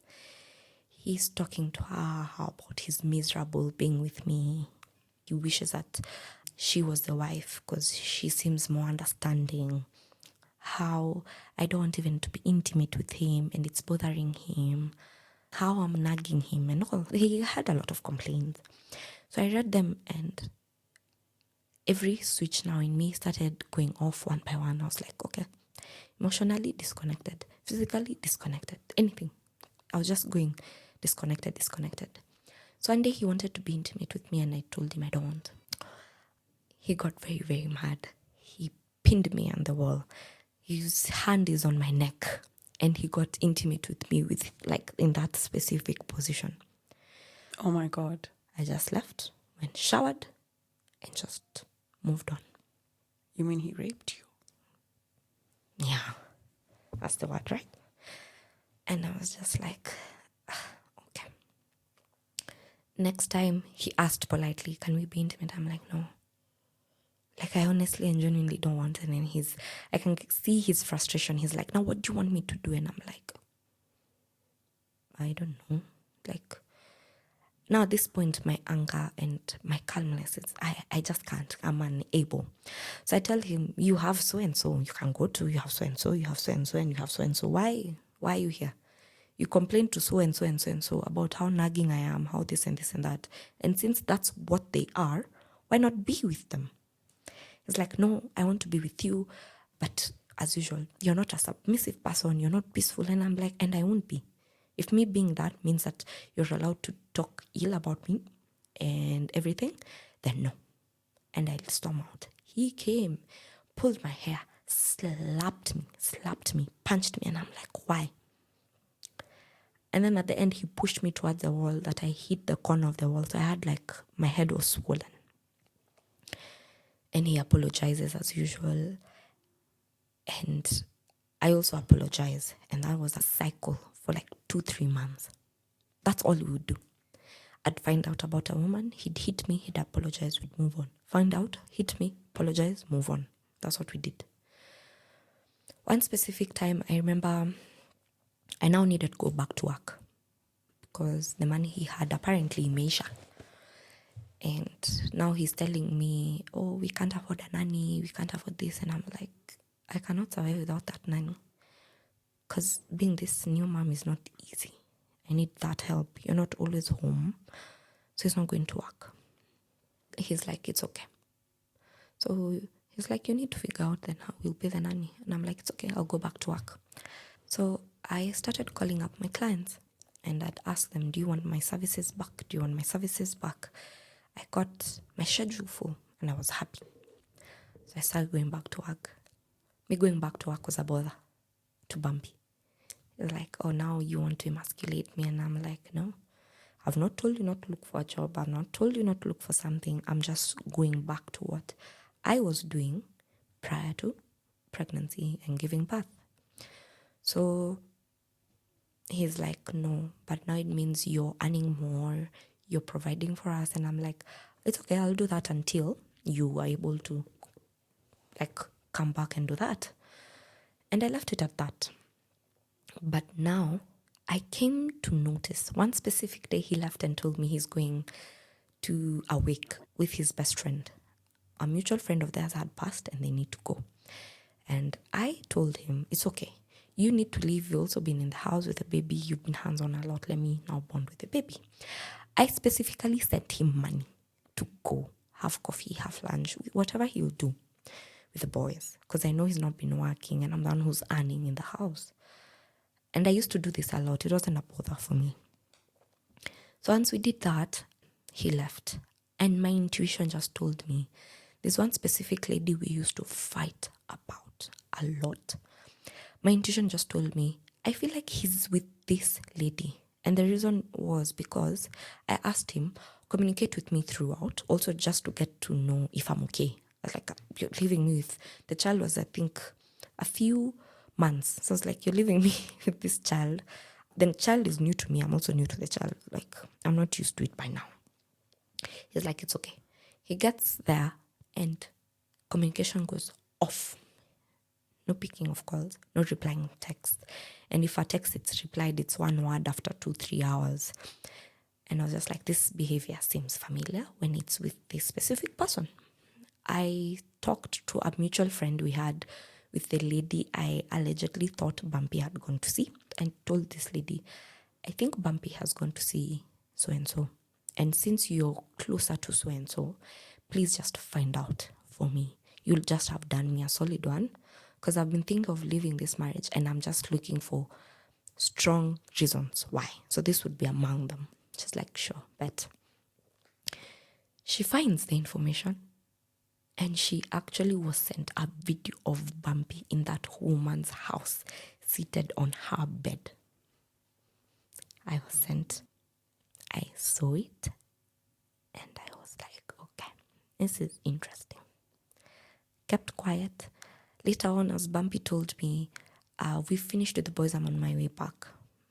This lady that Bumpy was just from called me. She's like, your man was here, and I can clearly see we are always having a back and forth, because I've heard of you in the past, and I'm hearing of you right now, and right now I'm hearing it in different dynamics, and I'm like, what are the dynamics? It's like, now my friend has told me you're married to him, you have his baby, and like, I'm like, yes. She even asked me, did you do anything to show you're married? I'm like, our parents met, his elders and my elders met. I feel like traditionally that's strong. It's like, okay, well, this is my man. And I'm like, yeah, okay. Also, in her mind, that was her man. Yeah. And I'm like, ask her why. And she tells me, this is my man because we've gone to Diani together. We stayed in Airbnbs for days together. Where were you in those situations? And I'm like, when did you go to Diani? She's like, this day to this day. And I'm like, I was told he was at work. When did you go to the Airbnb? This day to this day. And I was like, I had gone to my mom's. Like, oh. So every time he was going out for travel, it was with this lady. And anytime I said I'm going to spend time with my mom or sleep over at my best friends or something, he was also with this lady, or she would come home to her house. Yeah. And I was perplexed. I could not understand. Bumpy came home. I could see that the clothes that Bumpy had are the same ones I was shown for a fact. I showed Bumpy what I had. Bumpy, but at the moment I was showing Bumpy the video of him in that woman's bed, he had changed, because outside and hanging the clothes, and our daughter was asleep. On coming back, he's changed because he was on a bike, so he's changed. So I was assuming maybe he felt cold, he needed to warm up. He came, he's changed, and I asked him, I show him, he's like, with a straight face, he told me, but that's not what I was wearing. I asked him, what do you mean? I saw you leaving and I've seen you come. I know what you were wearing. He hid the clothes because that lady had told him that I now know he was here. So he hid the clothes under the bed and took me till the laundry basket and showed me, here, I've not changed. I've just removed a hoodie, and he put another hoodie there. And he told me, but see, so you're always just being told something by other women and you're always believing it. And I'm like, on this one, no. This one is straight from my intuition and I'm not going to betray it. And then I told him that, and I'm like, if that's how you want to manipulate me, it's fine, but I know you're at this woman's house. And he goes ahead as telling me, we can call her. And I'm like, yes, take out your phone. Take out your phone. And I even have her number on my Truecaller. So I'll just search her name and I will call. And he slaps me. Not once, not twice, not thrice. It's just a series of slaps. And I'm like, why? I'm screaming at this point. The moment he hears me screaming, he closes the door and hides the keys. So I'm screaming. I'm like, why are you slapping me? He's like, because you're always letting other women tell you your insecurities have led us to this point. And I'm like, what insecurities? And he tells me, you're insecure about your new body, your tummy, you have stretch marks. And I'm like, so do the women you are with. There's no woman living here that does not have stretch marks. We grow. We are moving, we are evolving, we come with stretch marks. You also have stretch marks, so why? No, you're just jealous, you have a lot of insecurities. And I'm like, no, Bumpy. Did you ever tell him that you have insecurities? Not that it matters, honestly, but like, did you? I did. The first time I got my baby, I told him I'm not used to my new size. And you're actually so petite. You're literally like a size 6, right? 6 or 8? Actually, now I'm 10, 12. Okay, yeah, but you're still very slim. Tight, yes. Yeah. So prior, I was 4'6". I was a size 4'6", and now I'm up to 10, 12. It's something I was not used to. I didn't know what to do with a curvy body. I hope you know you look so good. Yes, Sophia. now I do. Thank you very look much. So like my dream body is a size 10. What? So I didn't know what to do with a small waist and a bum and hip. I didn't know how to dress it. I didn't know where to begin. And for the longest part, it wasn't because, not that I didn't know, it's because my husband that was supposed to validate, or I feel was supposed to validate my after pregnancy body, did not. Instead, he really body shamed it. It was, your stretch marks don't look good. They're too dark. Your tummy is way too dark than the rest of your body. Oh, those clothes are now way too tight. You can't do this, you can't do that. It was always something I couldn't do. My body was never the right body. However, the women he complimented and chose to be with were bigger, way, way bigger, which didn't make sense. So in my head, for the longest time throughout that marriage, I always compared and tried to fit in to this specific woman Bumpy had gone to see. That's what I tried to do. Dress, talk, act, everything. I really tried to be that in my mind. Maybe he'll see me. He didn't. So this day he's hit me, he's closed the door. And I'm like, I just can't take this anymore, Bumpy. This is just way too much. It's always something. If I tell you about something you're doing, it's always me. I'm not a peaceful wife. I'm insecure. I'm listening to other people. And I'm like, no. So that day he hit me. It was the first time I told my best friend that Bumpy hit me. My best friend was like, was it the first time? It wasn't the first time, but I told her yes. I was so ashamed. I was filled with guilt, shame, and anger.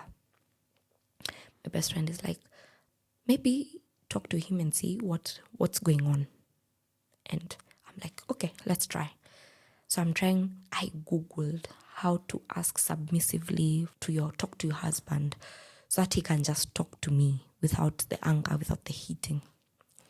I went, spoke to him. He said something outrageous, of course, and I went crazy.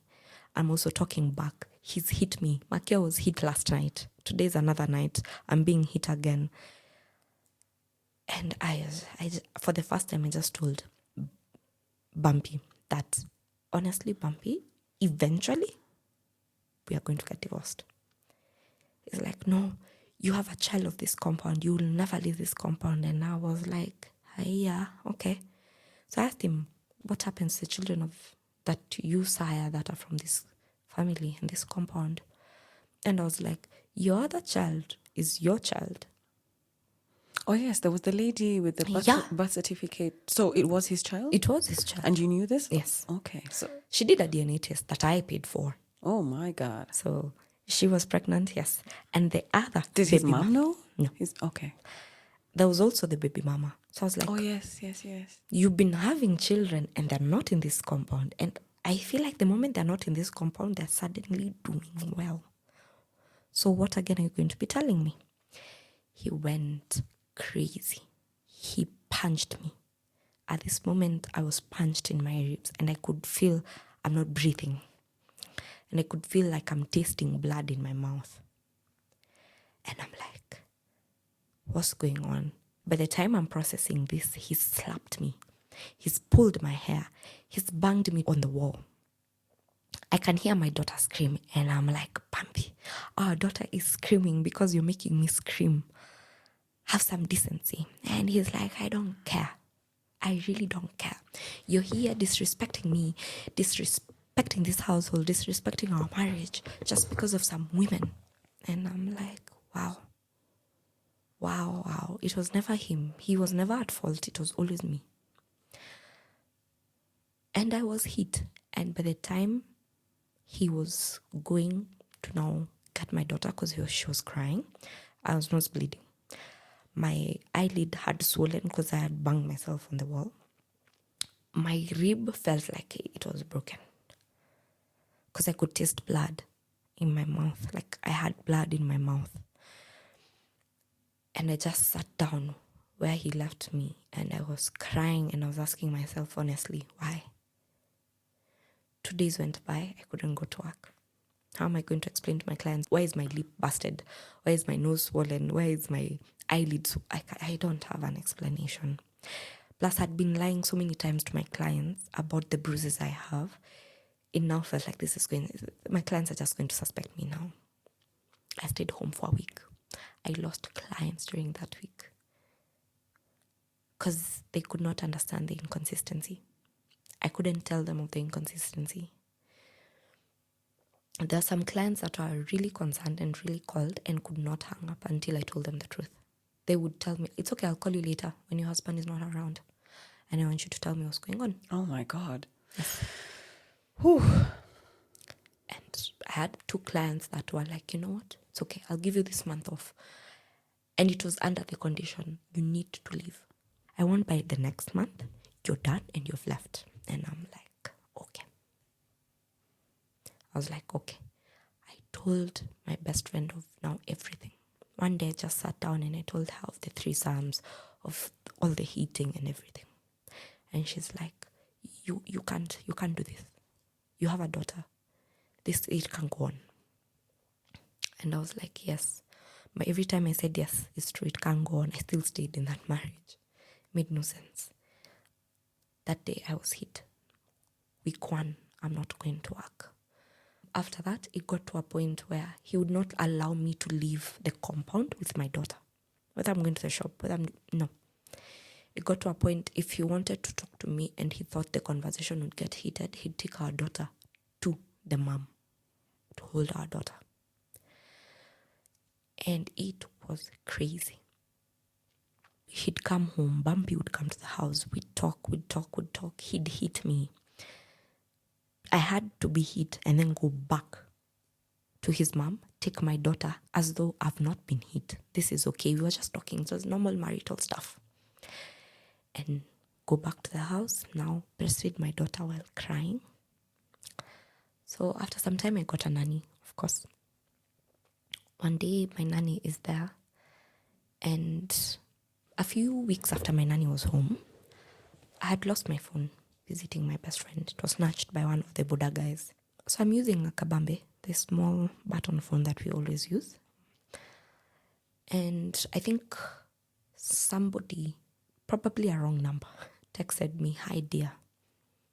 And there were the very many "hi dears" like under that number. It wasn't a saved number because I didn't know who it was. So he saw it. I'm in the shower. He's opened the door. He's like, "Oh, these people who are texting you, 'Hi dear,' are the ones that are making you here always question me. And these women that I'm always telling you there's nothing to worry about. Is this the reason? They wouldn't even text you anything decent in this time." I'm like, what are you even talking about? What's "hi dear" or who's texted that? I don't know anything about it. He tells me there's a number here that has texted you "hi dear" so many times. And I'm like, I have nothing to do with that. I don't know who that is. Because I have nobody who texts me "hi dear." And he doesn't believe me. He yanks me out of the bathroom. And he's like, "You need to explain this, "hi dear. Is this the reason why you'd sit down and tell me you want to get divorced and eventually we will?" I'm like, no, the reason we get divorced is because of you, your anger, and you constantly hitting me. He's like, "Yeah, if you are peaceful and if you are submissive, I wouldn't need to be hitting you. You have anger issues." And I'm like, okay. I just said, okay.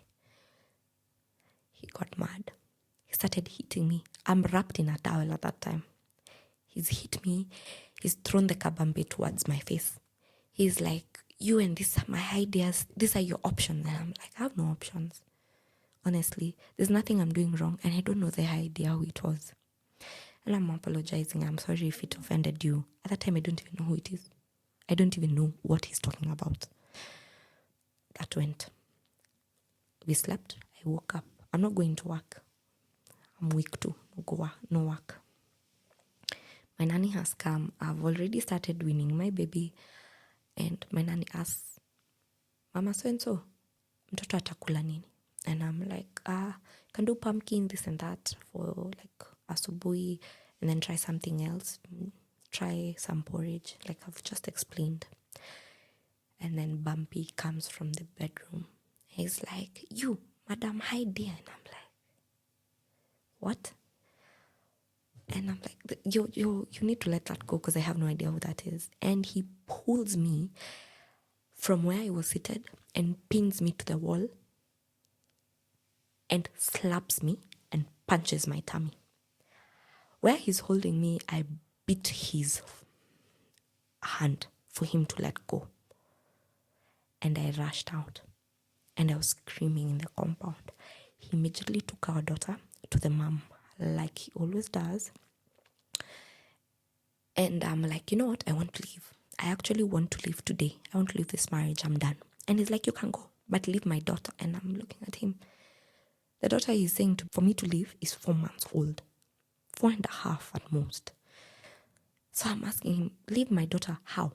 She's a breastfeeding baby. You don't even breastfeed. You pump that milk and you go to work and meet those people who write text messages for you like saying hi dear. And I'm like, are you going to base this whole conversation on hi dear from somebody I don't know?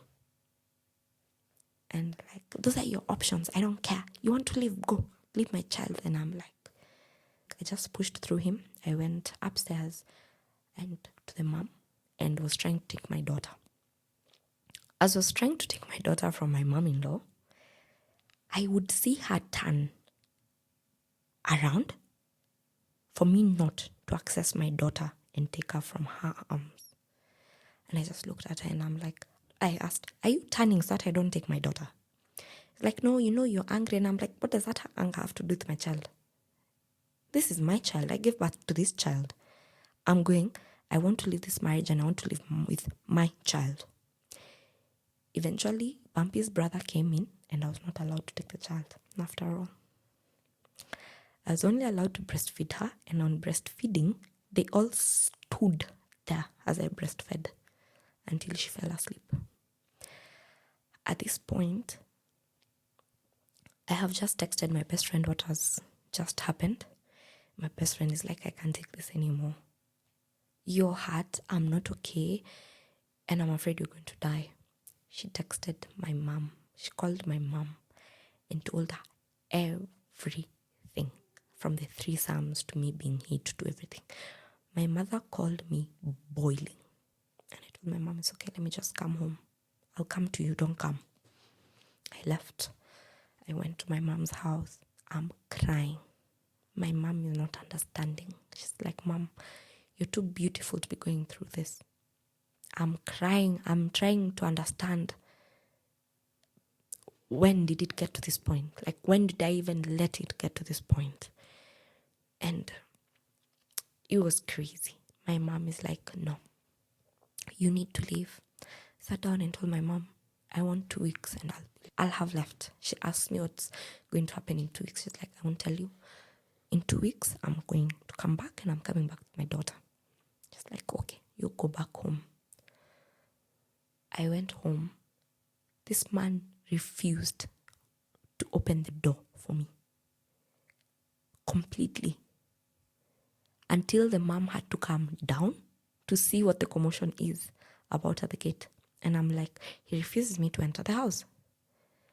Bumpy's mom tells me that what you did was not right, Sophia. And I'm like, what do you mean? You people stood there as I breastfed my child, a child that I gave birth to. You people stood there and let me not take my child after I've told you I want to leave this marriage with my child. And all of you told me that I can't. So what did I do wrong? I just left and went to my mom. The same way your son, Bumpy, leaves and comes to you. So what's the problem? She's like, makes sense. I entered.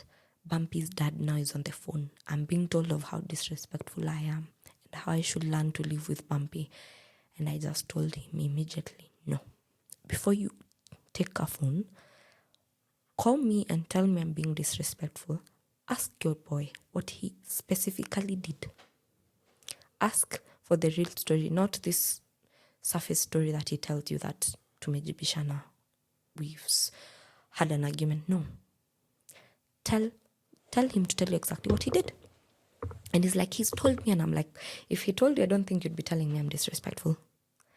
And I specifically told the dad, I want to leave this compound. Same way I came, I have free will to live with my child.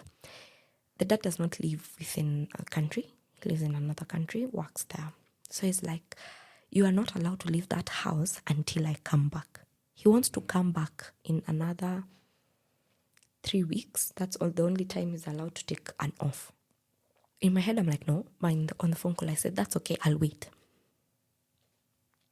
My mom has called my uncles that played the role of my dad, told them of the ordeal. My one specific uncle called Bumpy and he's like, you know what? This thing is going to get to cop level real fast. So you either need to figure it out with Sophia or the cops are going to get involved. This also uncle calls me and tells me, just work it out. And I'm like, there's nothing workable here. This man is just insane. Bumpy hears and sees that actually this thing has hit the fan. So we've gone to this store, we are talking, and he's calmed down. He wants to reason. And he now asks me, do you want your mom to take me to the cops? And I'm like, yeah. Yes, I do. Because you, your mom, your dad, your brother, everyone is okay with how you act. Everyone does not see as though you are on the wrong. Instead, it's me who's on the wrong. And everyone is just siding with you. It feels like I'm alone in this compound and it's not going to work. So he's like, what if we find a way where we can work these things out? And I'm like, you've had so many chances where you actually would have worked on this thing and it would have worked. But now, I don't know. And he's like, I'll fight for this marriage. I'll fight for my daughter. I don't want to raise another daughter outside of marriage. And I'm like, I just told him, you have a very weird way of showing that you don't want to raise your children outside of marriage. A very weird way. And that conversation just ended there. Because he would see, like, he's talking to a different person, a person who is thinking on their own, not what he was used to, and a person who is okay reporting their husband and the father of their child. So we go to the house. He's seeming nicer. He's made dinner, or rather he's making dinner. He's asking me, do I bring the child? Do you want to breastfeed? Do you want some time out? The likes. And I'm just like, no, just give me my child. I'll be fine. At this point, I feel like even the food he's serving me, he's about to poison me. It just feels off because he's from hitting me and not allowing me to enter the house to now being nice. It makes no sense. And it got to a point that same night, my mom and his mom had to come to our house to talk to us because, again, the arguments had started. The heating was again there. At night? Yes. So my mom came and it was late. I think it was midnight. I called my mom and I'm like, Mom, you need to come now. And Mama Bumpy, as usual, is like, this is marriage. It's the first year. It's going to be bumpy, of course, and it's going to be rough. They just need to figure out a few things. She's also explaining that even her, she had to persevere some few things in marriage to be happy. And I'm looking at her and I'm like, that's not how it goes. Why is it that specifically when you leave a situation that's not working for you, especially if it's marriage, suddenly it's not good. It's because you're newlyweds. You're going to get over it. Why? Why do I need to go through it at all? Is what I asked. And my mom was also like, no, if she wants to leave, she wants to leave because that's what she wants. And then at that point when our parents were talking, my mom started to side with Mama Bumpy. I was looking at my mom like, Mom, what the hell are you doing? Why are you siding with her? And she just tapped me to chill. So the moment she tapped me, I just knew maybe she had a plan. So I just trusted her. So they've convinced me that let's work through this and all. And that's the narrative that was left in that room, that we're all going to persevere. You see. And then my mom was like, when I get home, I'll call you. And Bumpy actually escorted my mom till her house because she didn't live far away from us. And my mom got home, and as Bumpy was on the way back, she called and was like, Mom, don't listen to any of that shit I just said right there. Just know that if you say we are leaving tomorrow, I'm there. I don't care. I'm there. I just wanted her to stop talking and for her to stop making you feel like you're the problem or marriages have to be like this. And I was like, phew, because I thought for a minute you're siding with these people. Like, of course I wouldn't. And that was that. So my mom now waited for me. My best friend waited eagerly for the day that I texted her, I've left, honestly. And we didn't speak all through, like the 2 weeks we didn't speak until the day that I left that I texted her. So after my mom has told me that, I'm now calm. I've now gone back to the house. Bumpy has come back and is like, I'm sorry that this is what it had to get to. Let's figure it out. And I just look at it and I'm like, okay. I take my child, I go to bed. He didn't sleep on the bed that day. He slept on the sitting room. In the morning, I woke up and I was just like, let me ask why he slept here. And he's like, I feel like our matrimonial bed should be just for us when we are happy. Because we are not happy, we are not in good terms, there's no need. And I was like, oh, okay. My nanny came again. I received her well. She came. My daughter at this point has now started to recognize her.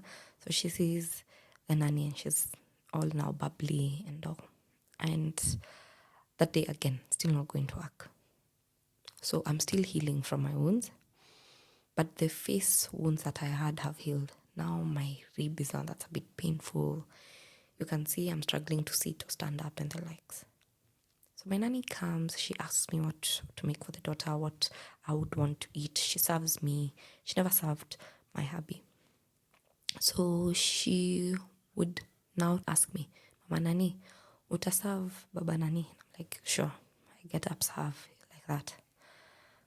So on this time, he received a phone call from a lady because he put it on speaker. And the conversation did not go as he expected to because he was trying to build a slate of transparency. But that lady sounded as though that there was like a hidden agenda they were talking about. So after the phone call, he was seated trying to explain to me why it sounded odd. And I was like, okay. Then he'd leave my phone. He'd always tell me to go through his phone. It became like almost daily. just go through my phone. Don't assume I'm texting people, like things like that. So I never did when he said I should. So one day I went through his WhatsApp and I'm like, it's too clean. I think I was so used to him doing something. So it was too clean. And I was like, oh, maybe he has actually just learned his lesson. So I just started maybe getting into the idea of he's learned his lesson. We're still in week 1 of me saying, remember I said I want 2 weeks, then I'll leave. So this is week 1, it's about to end. My mom is calling. She's like, pass by, we just do a check-in. I told my mom, I went through his phone and it's too clean. My mom is like, maybe he's learning or something, but don't change your mind. And I'm like, Mom, me knowing him, let's just give him a few more days. Something will just come up, me knowing him. It's like, why are you so sure? I'm like, you just wait. Once it happens, I'll tell you. Week 1 has ended. Now we're in week 2 before it ends. So we're in, say, day 8, day 9. I take his phone. He's on the rooftop with my daughter. They're sunbasking. He calls out from the rooftop and it's like, bring my phone. I'm like, okay. I hadn't checked his phone since that day. So it's been like about 3-4 days. I check his phone and I see this now WhatsApp business. I'm like, why would WhatsApp business be here? All the conversations with the women have left from WhatsApp to WhatsApp business. And of course, the girl that was in our household conversation is there, and other women. And you can see there are video calls that last like 5 minutes, 10 minutes. And you can tell only on days that maybe I'm not in the house. And they're there, but they've been erased. Like the call log is not been erased, but the conversations have. So I noticed the phone is also on airplane mode. So I turned it back on, connected it to Wi-Fi, and messages started coming in. It's like, hi, how's last night? How did you sleep? Like now conversations. Like these were people, they were talking last night and now today. Now this is a new day. I've started again. And I was like, yes, I just knew. I just knew it would get there. I went up and I gave him the phone just as the screen is on for him to see that I've seen the conversation and the call logs. After a few minutes, he follows me down and he's starting to explain. And I just told him, Bumpy, this is just a cycle where this is what you do. So you do this, apologize, then do this. That's a cycle you have. That's the same cycle you've been having with your previous baby mama. That's not how it works. I just told him that. And I told him, people survive as being baby mamas and being single moms. It works. People are doing it and they're doing it perfectly. And he's like, oh, so now you want to be a single mom? I'm like, I'd rather that than one day you're good. One day we've sat down with our parents. We have a plan. 2 days, 3 days later, you're now back to talking to the women. What's that? So you think because you're not talking to them on WhatsApp, talking to them on another, like WhatsApp business is any different? And he's like, no, these women just text. I'm like, really? Someone who has just highlighted a previous conversation that you have deleted are women who have just texted. And video calls, how about the video call of yesterday? And if you look at the timestamp, it's like, this time I was at my mom's place. So what is that trying to indicate? I just told him, Bumpy, at this point, I'm not dumb. I can see and I'm reading in between the lines. So just stop. He got mad because I'm not listening to his excuse and I'm refusing to listen and to understand. My daughter was asleep as he held her. She just went, put my daughter to bed. And he came back and he's raising his voice. And I'm like, just put the child to sleep. Don't you think you'll wake her up? He lowers his voice. He took a mug and threw it to the ceiling because he was mad I was not listening to him. I told him, it's okay. This is what you always do. You break, punch, do something, hit me. So there's nothing new in your cycle. That's how used to it I was. So I just knew. Argue with him. He punched something, break something, hit me, apologize. That was my daily cycle with him. So in this time, I even wanted him to hit me so that I could live there and go write a P. It's called a P3 or P2. That's what I wanted.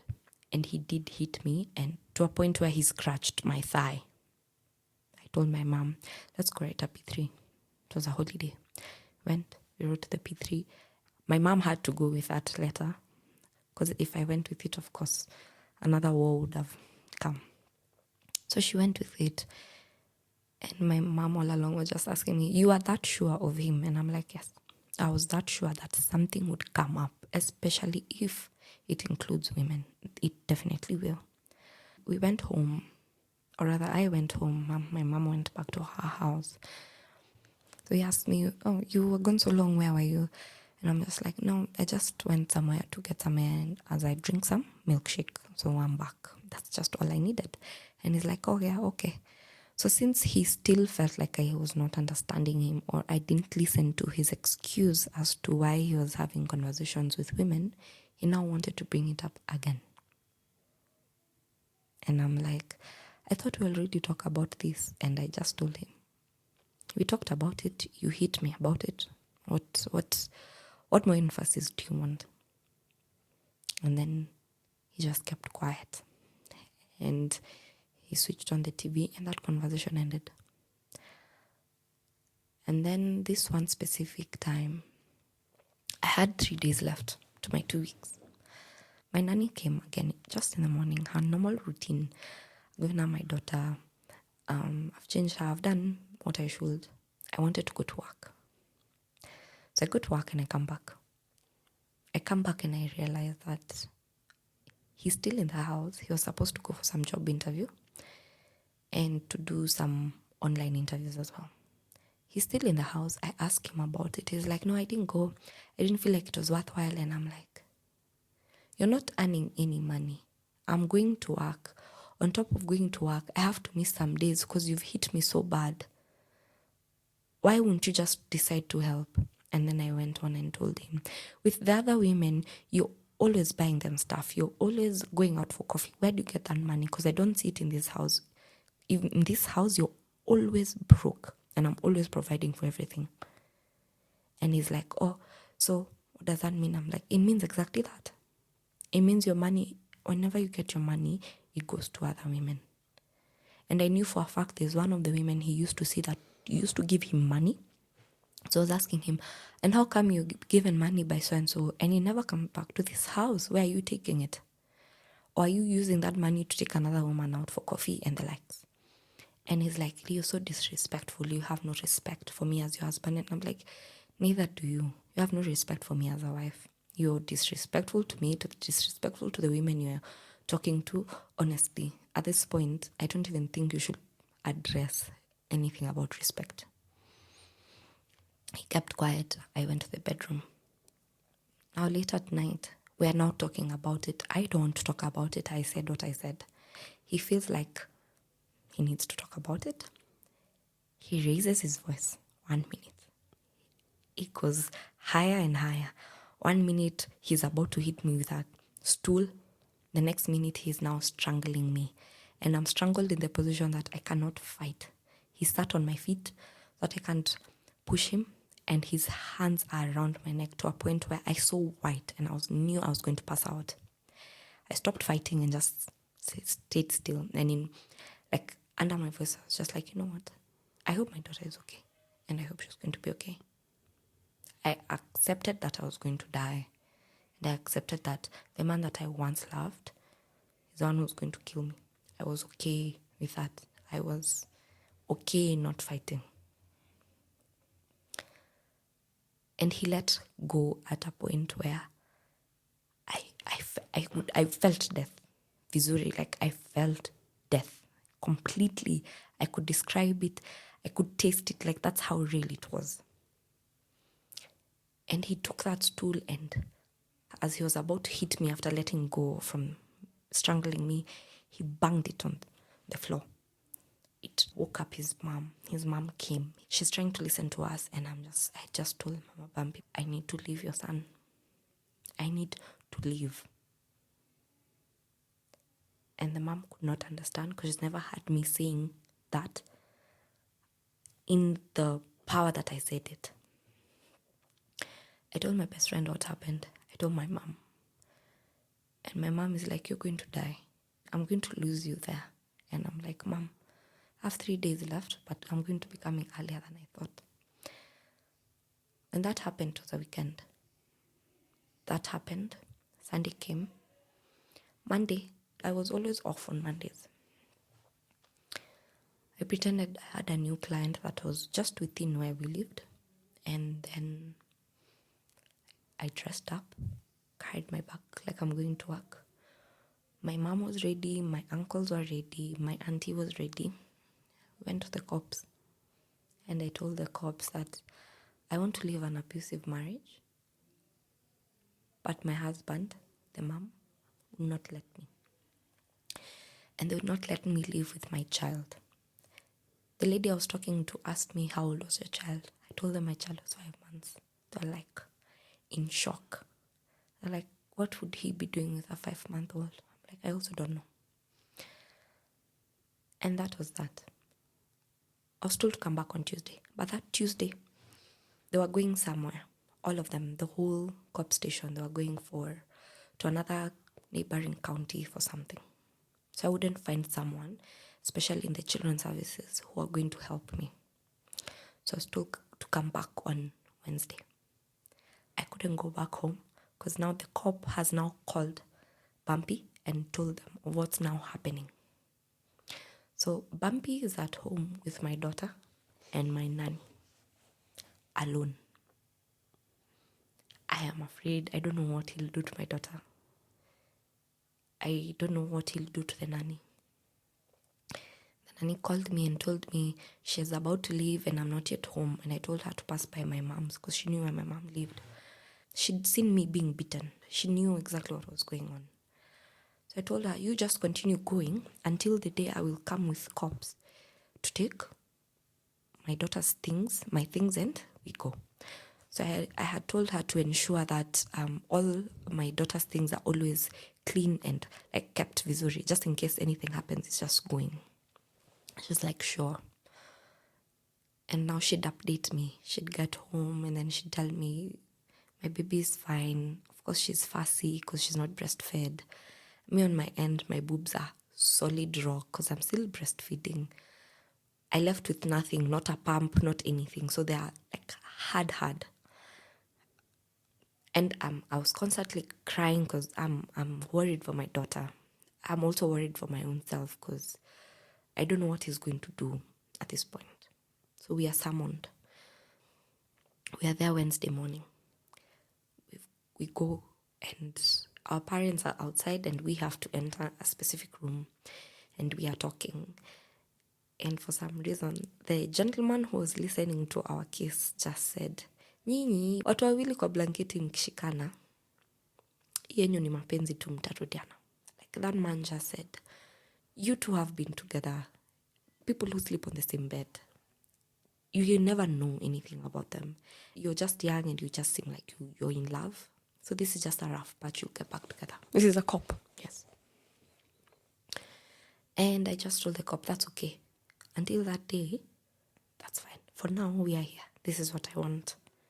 So he's trying to listen to our stories because that's how it goes. He speaks, I speak. He speaks, I speak. And all through, I can just hear him saying, oh, it's because I don't want to listen. I'm refusing to be submissive. I don't want to be peaceful. It's because of my insecurities. But overall, I'm just in love with him. And this is just a rough patch. That's what he says, not bumpy. And I agree. And I'm like, you know what? It's okay. So I asked him, all those times you hit me, it's because you loved me, right? All those times you left our home with knowing that you're supposed to be somewhere, trying to get a job or doing something, but instead you're in a woman's house. That was also because you loved me. I asked him, all those times you were talking ill about me to another woman to gain their favor, I'm guessing that's also because you loved me. Every time you did not acknowledge that I had your child and acknowledge your child, it's also because you loved her way too much, right? So I just told the gentleman, the cop, our child is 5 months. I want to leave him and I want to live with my child. And I think for a moment he just saw how done I was because I was not arguing about anything. I was just like, it's okay. So he agreed. I was given my child. There was a form that had to be signed that I was primary custodian. That I had 100% custody of my child. And there was somewhere else that needed to be signed that he also has 100% access to his child. So if he wants to come visit and all that, that's fine. But he specifically told me he wants nothing to do with the child. And I said, it's okay. Either way, I want it written there and we'll sign so that in case of anything, we'll refer to that specific document. Let it not be said, I refuse you to come see your child. We went home to his house with a very big lorry. I took my clothes. I was so done to a point. All the furniture I brought from my small bedsitter, I didn't want any of them. I just took a specific shelf that I loved. And I packed everything and I left. My clothes, my baby's clothes. The rest that I left, I was just like, I'll buy this. And we left and we kept quiet. Yes. And 3-4 months later, we got in touch. The reason we got in touch is because of me. I actually called him because he had documents that we forgot to take, the birth notification of my daughter that I forgot to carry on the day I was leaving, which I looked for in the house where when I moved back in with my mom and I couldn't find them. And then later on I found out that they're actually there. It's only that my mom put them somewhere different. He asked to come see his daughter. And I was like, just like when we left the cop station, you have access to your daughter. I even asked him, do you want to come see her now? Because I'm off today. And he's like, yes. So he came, gave him directions to where we live now. And he came. My daughter could not recognize his dad at all. The dad was so excited to see the daughter. And the daughter saw him and cried at the top of her lungs.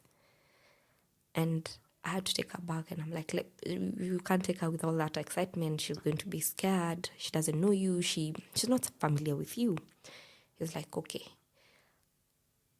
But this man tried. He tried to rekindle what he had with the daughter. But of course, it wasn't happening as fast as he wanted. And then on that day that he came, I noticed my daughter fell ill. She got a very high fever. Okay, she had the fever, but I just assumed maybe it's the change of climate. So I had told him, she's not been feeling well, so don't take how she's acting offensively. She just might be what she's feeling. They bonded in the car, but I had to sit in the car with my daughter because she kept looking behind just to confirm that I was there. And she was okay. He also kept asking, how are you? And I'm like, I'm good. I had to remind him, remember, you're here because of the child. Don't bother about how I am. As you can see, I'm fine, right? Good. And then later on, he's like, let's just keep tabs. Then we can try and talk about co-parenting. And I was like, cool. So this one specific day, it was at night, I just texted, your daughter is really unwell. Do you mind picking us up tomorrow morning so that you can take her to hospital? He was like, okay. He came, picked us up. We went to hospital. She had a bacterial infection. So the type of medicine that they needed to give my daughter was injections, and we had to go there for 3 days in a row. It means I had to see this man 3 days consecutively. Would sit in the car like total strangers, just him playing with the daughter on his lap, driving like that. Then fast forward to when it was my daughter's birthday. We're still co-parenting. I had booked birthday photo shoot sessions with my daughter. And I remembered, how about I asked the dad to join in so that once she grows up, she'll have like memories and see that he was in the photos and all.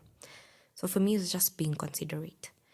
And then he came, we had the shoot. And then after, he said he wants to spend the day with the daughter. And I was like, cool. Because the following day was the party. So I had to go buy a few stuff. So I was like, this will take something off my plate. And he's like, before you give me the daughter, how about we first go for lunch, all of us as a family, since it's her birthday? And I'm like, sure. We're there, we've ordered food, and he's like, you know what? I want us to talk. I'm just like, you always have an agenda. Of course, you wouldn't want to have lunch as a family and just be quiet. Like, no, I just want to talk about something. And he's like, it's been so and so months we've been apart. During this month, I've had a lot of self-reflect and talking to you and seeing how my daughter is doing. I don't want to be in her life. And I'm like, that's why we're co-parenting. That's why we are figuring it out. Long story short, we did not come to an agreement. And at the end of that conversation, his specific words were, if that's the case, if we're not going to be getting back together, now or in future, I don't want anything to do with your child. And if anybody asks me, you no longer exist to me, you and your daughter. And I was like, okay. And that has been that. So since then, I have been figuring out parenting as a single mom, which has been amazing. And yeah. Wow. I'm even speechless. Wow. Wow. Wow. I don't even know, man. Sophia.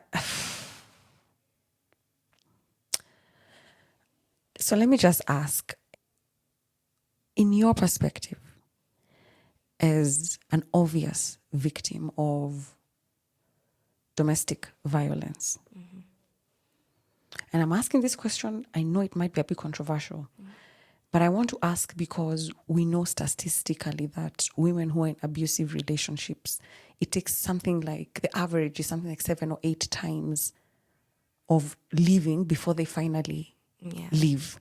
And this is an average, meaning it could be 15 or it could be less than that. Yeah. So in your mind, going back to the state of mind you were at when the beatings would happen, what was making you stay? Was it a hope? Was it still love for this man? Was it almost like a shock? Like, what is the psychology of somebody in that situation? Mine was both hope and love. And truth be told, was the validation. Not having a dad for the longest time, I wanted that manly validation. And I didn't know how much I needed it until I was in that situation. It mattered to me that he chose me. I wanted him to choose me. I wanted him to see me. I wanted him to pick me and say it's me. So with that in mind, and me loving him endlessly, and hoping that one day it's going to be me, it made me stay. And right now, looking at everything you've been through, when you look at your daughter, because now she's also going to be raised by a single mom, right? And I don't think there's anything wrong with that. But you've just said there's almost a gap that a male figure had never filled in your life. And so when this first man comes at a very tender age of 20, you take to it and you end up doing things that you have. I mean, listen, if you want to have a threesome, have a threesome. I have friends who do that shit and I'm like, that's amazing. Yeah. Good, cool story. But the fact that you're in a situation where you don't want to be just because you're trying to appease someone, I mean, and that is very intimate. And then the fact that he had his way with you forcefully and you're still like, okay, maybe. So maybe you don't have the answer for this, but like, what are some of the things that go through your head when you think about your child? Now that I've seen it now with my daughter, being there and the validation I needed and what I went through to get that validation, I know that what I would have wanted not to end up in such a situation would be validation from home. My uncles, now that I'm older, are able to have conversations with me. So I'd feel validated. I'd date somebody and check with my uncle because we're at that level. I just wish such conversations started when I was younger. Because honestly, if they did, and if they were that actively present as they are now, situations would have been different. So knowing that and seeing how important it was, and as much as parenting is trial and error, I'll still try validating the same with my daughter to a point where validation is never something that would get her into a situation, ever. So I'd validate the way she walks, the way she talks. I'd correct it as well. I'd correct things that she does that maybe are not aligning with her. to a point where she is secure in herself, that it doesn't ring that I need somebody else to tell me this. She's just so secure and firm in herself that she knows that she is it. That's the one thing that I would do. If there is a woman right now who's listening to this who is in a similar situation, what would you tell her? That respectfully, it doesn't get better. I know they all say, oh, they change, oh, this happens. No. It does not get better. I've not had 2-3 stories that have gotten better. In fact, it gets worse. So if they hit you once, trust you me, it will happen again, and then it will be more intense, and then the apology will be greater than the offense. And then it goes like that. So if this bouquet of sorry was small, the next one will be big and then bigger. That's how it goes. Until the next moment, it's roses on your casket. Yeah. And I do want to also point out that it's usually the most dangerous for the woman when she decides to leave. Yeah. So publicly declaring it to this person is probably not the best way to do it, like you did. And I'm only saying this for anyone who is listening, man or woman. Yes. Because, it could go either way. Yes. I feel wrong for asking this, but I have to ask, are there lessons, takeaways, things looking back that you're like, some flags you might have missed, because usually I ask, do you think there are things that you might have done by action or omission that contributed to the chaos that was your relationship? Are you in a position to answer that? Yes. Are there flags I missed? Big ones. They were red, bright red, scarlet red that I didn't see. Why? Again, the validation. The validation and the thing that's always missing from home is the one that you'll never see. And that, in my case, that's exactly that. So I learned to always check. There's always a reason. There's never, they always know what they're doing. That's the one thing I know for a fact. The other thing would be, if they show you who they are, believe them. I know it's a phrase we always say, but that's just in plain words what it means. If they hit you the first time, that's who they are. Don't wait for the second, don't wait for the sorry. That's exactly who they are. Because there's nothing you can do as a grown person that is not workable, that is not detachable, and there's nothing that can be done that you cannot walk away from. So yeah, the things I learned from it is, I think they're more intimidated when they know of your value. So they will try and minimize and dim you from seeing your value because they know it and they're afraid of it. So they're afraid that you will know it too. Yes, and you will tap into it and you will grow from it. And so if they dim that, you go less. So that's what they did. And now I know I only will want the people who see the value. I want you to tap into a value that I doubted, and that's when it's going to work. Yeah. What hope do you have for your future and even your daughter's future? Yeah. And where would you say you are right now in relation to everything that you went through at such a young age? I'm at a good space now. I'm able to talk about it without crying, at least. I'm also at a space where I also know I will not fully blame my partner for what happened. I had a role to play as well. I will now work on things that I know were genuinely not correct, not the ones that I was told are not correct because they wanted to get their way.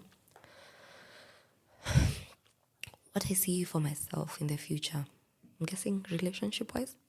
No, anything wise. Personal development wise, yes. Relationship, career.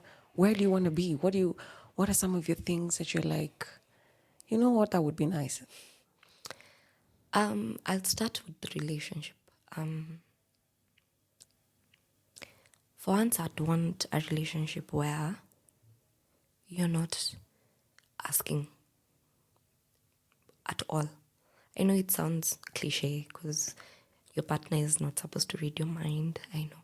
But I'd want a partner that is so in sync with me that they would know exactly what I need. And I'm also so in sync with them that I would know what to say, what to build, and what to correct. A partner that's gentle as well. And for once, because I'm always saying this, a partner that provides. For once, I'd also just want to sit and see a man being in their role and not me being always in my masculine air. Yeah. Mentally, I'm pretty good, which is amazing considering what I went through. I'm not at 100. I have my scares a lot. Like, for example, if we are talking with you and you're a man and you raise your hand, maybe to even point something or to remove something from my hair, I will flinch automatically because I'm just assuming you're about to hit me. So I'm doing very well mentally. It's improving day by day. Career-wise, it's also going very well. I'm happy for you. Very well. With the services that I give, beautiful things are happening. So a lot of growth that I did not assume would happen in this short time that they did. I think I had planned that career-wise a bit much far away, but they've happened faster than I would have expected, which is good. That's amazing. Yeah. Maybe some big sister advice. Yeah. The thing with advice, listen, you can choose to take it or not take it. And when I give advice, it's from my own personal experience, which is very different from yours. Yeah. The first thing that you said, where you said you would yearn for a partner who knows what you want, and you know what they want, and you're so in sync. But also, let me add, I also want my partner to know that they're not a necessity. Yes. They're not a necessity. You're just an add-on. It's for you to know. It's not for them. Yes. Yeah. So I'll tell you that. That's a for you. Yes. It's a for you thing, but it's also beautiful. I mean, at the end of the day, we push for this individualism within relationships. Yes. But the reality of it is there's a healthy form of codependency. Yes. It's okay to need someone, but not to your detriment. Yeah. You need them because they make you happy and they've built you. Like I really need you in my life. Yeah. But if it starts to go shit, you still have the wherewithal to be like, this is not for me and I can't leave. Yeah. I think sometimes there's this messaging I see online and you don't need anyone. No man is an island. Yeah. And even me in a relationship, I want to be needed. I want my partner to be like, baby, I need you. I love you so much, Yeah. So it's okay. But then you also, like I said, everything in life has a flip side. Yeah.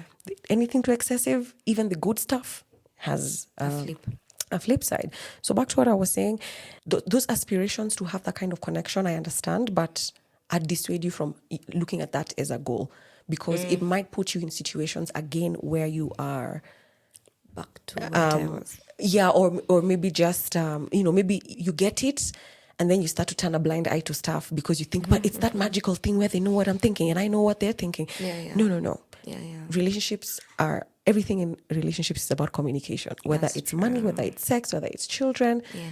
So if somebody can preempt your needs from time to time, that's going to be nice. Yes. But when they don't, it doesn't mean that the relationship is not working. There's opportunity. Yes, there's opportunity to talk. So I just wanted to say that. That's true.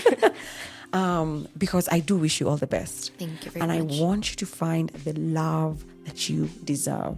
A kind of love that we only dream for. A kind of love that your daughter can see and also nourish from. A love that will build you and make you feel like life is just a little bit better because you're around. True. Yeah? So thank you so much, Sophia, for being bold enough to share this story. It really does mean a lot. And I think you're gonna be all right. Yeah. Thank you for having me. Do you do therapy? Yes. Good. Ish. Ish. I'm not consistent, but it's all right. But you've We've kind of been there. Yeah. It might help to kind of treat some of those dad wounds. Yeah. But I don't know if therapy is always the answer. Sometimes you don't eat. Sometimes you just need a really good book and a good support system. Do you understand? Yes. But if you can focus on, if you're able to identify that that's where the lack is, it might help. Yeah. I agree. Thank you. If you've enjoyed this episode, please subscribe to this podcast, leave a review, and consider supporting us via our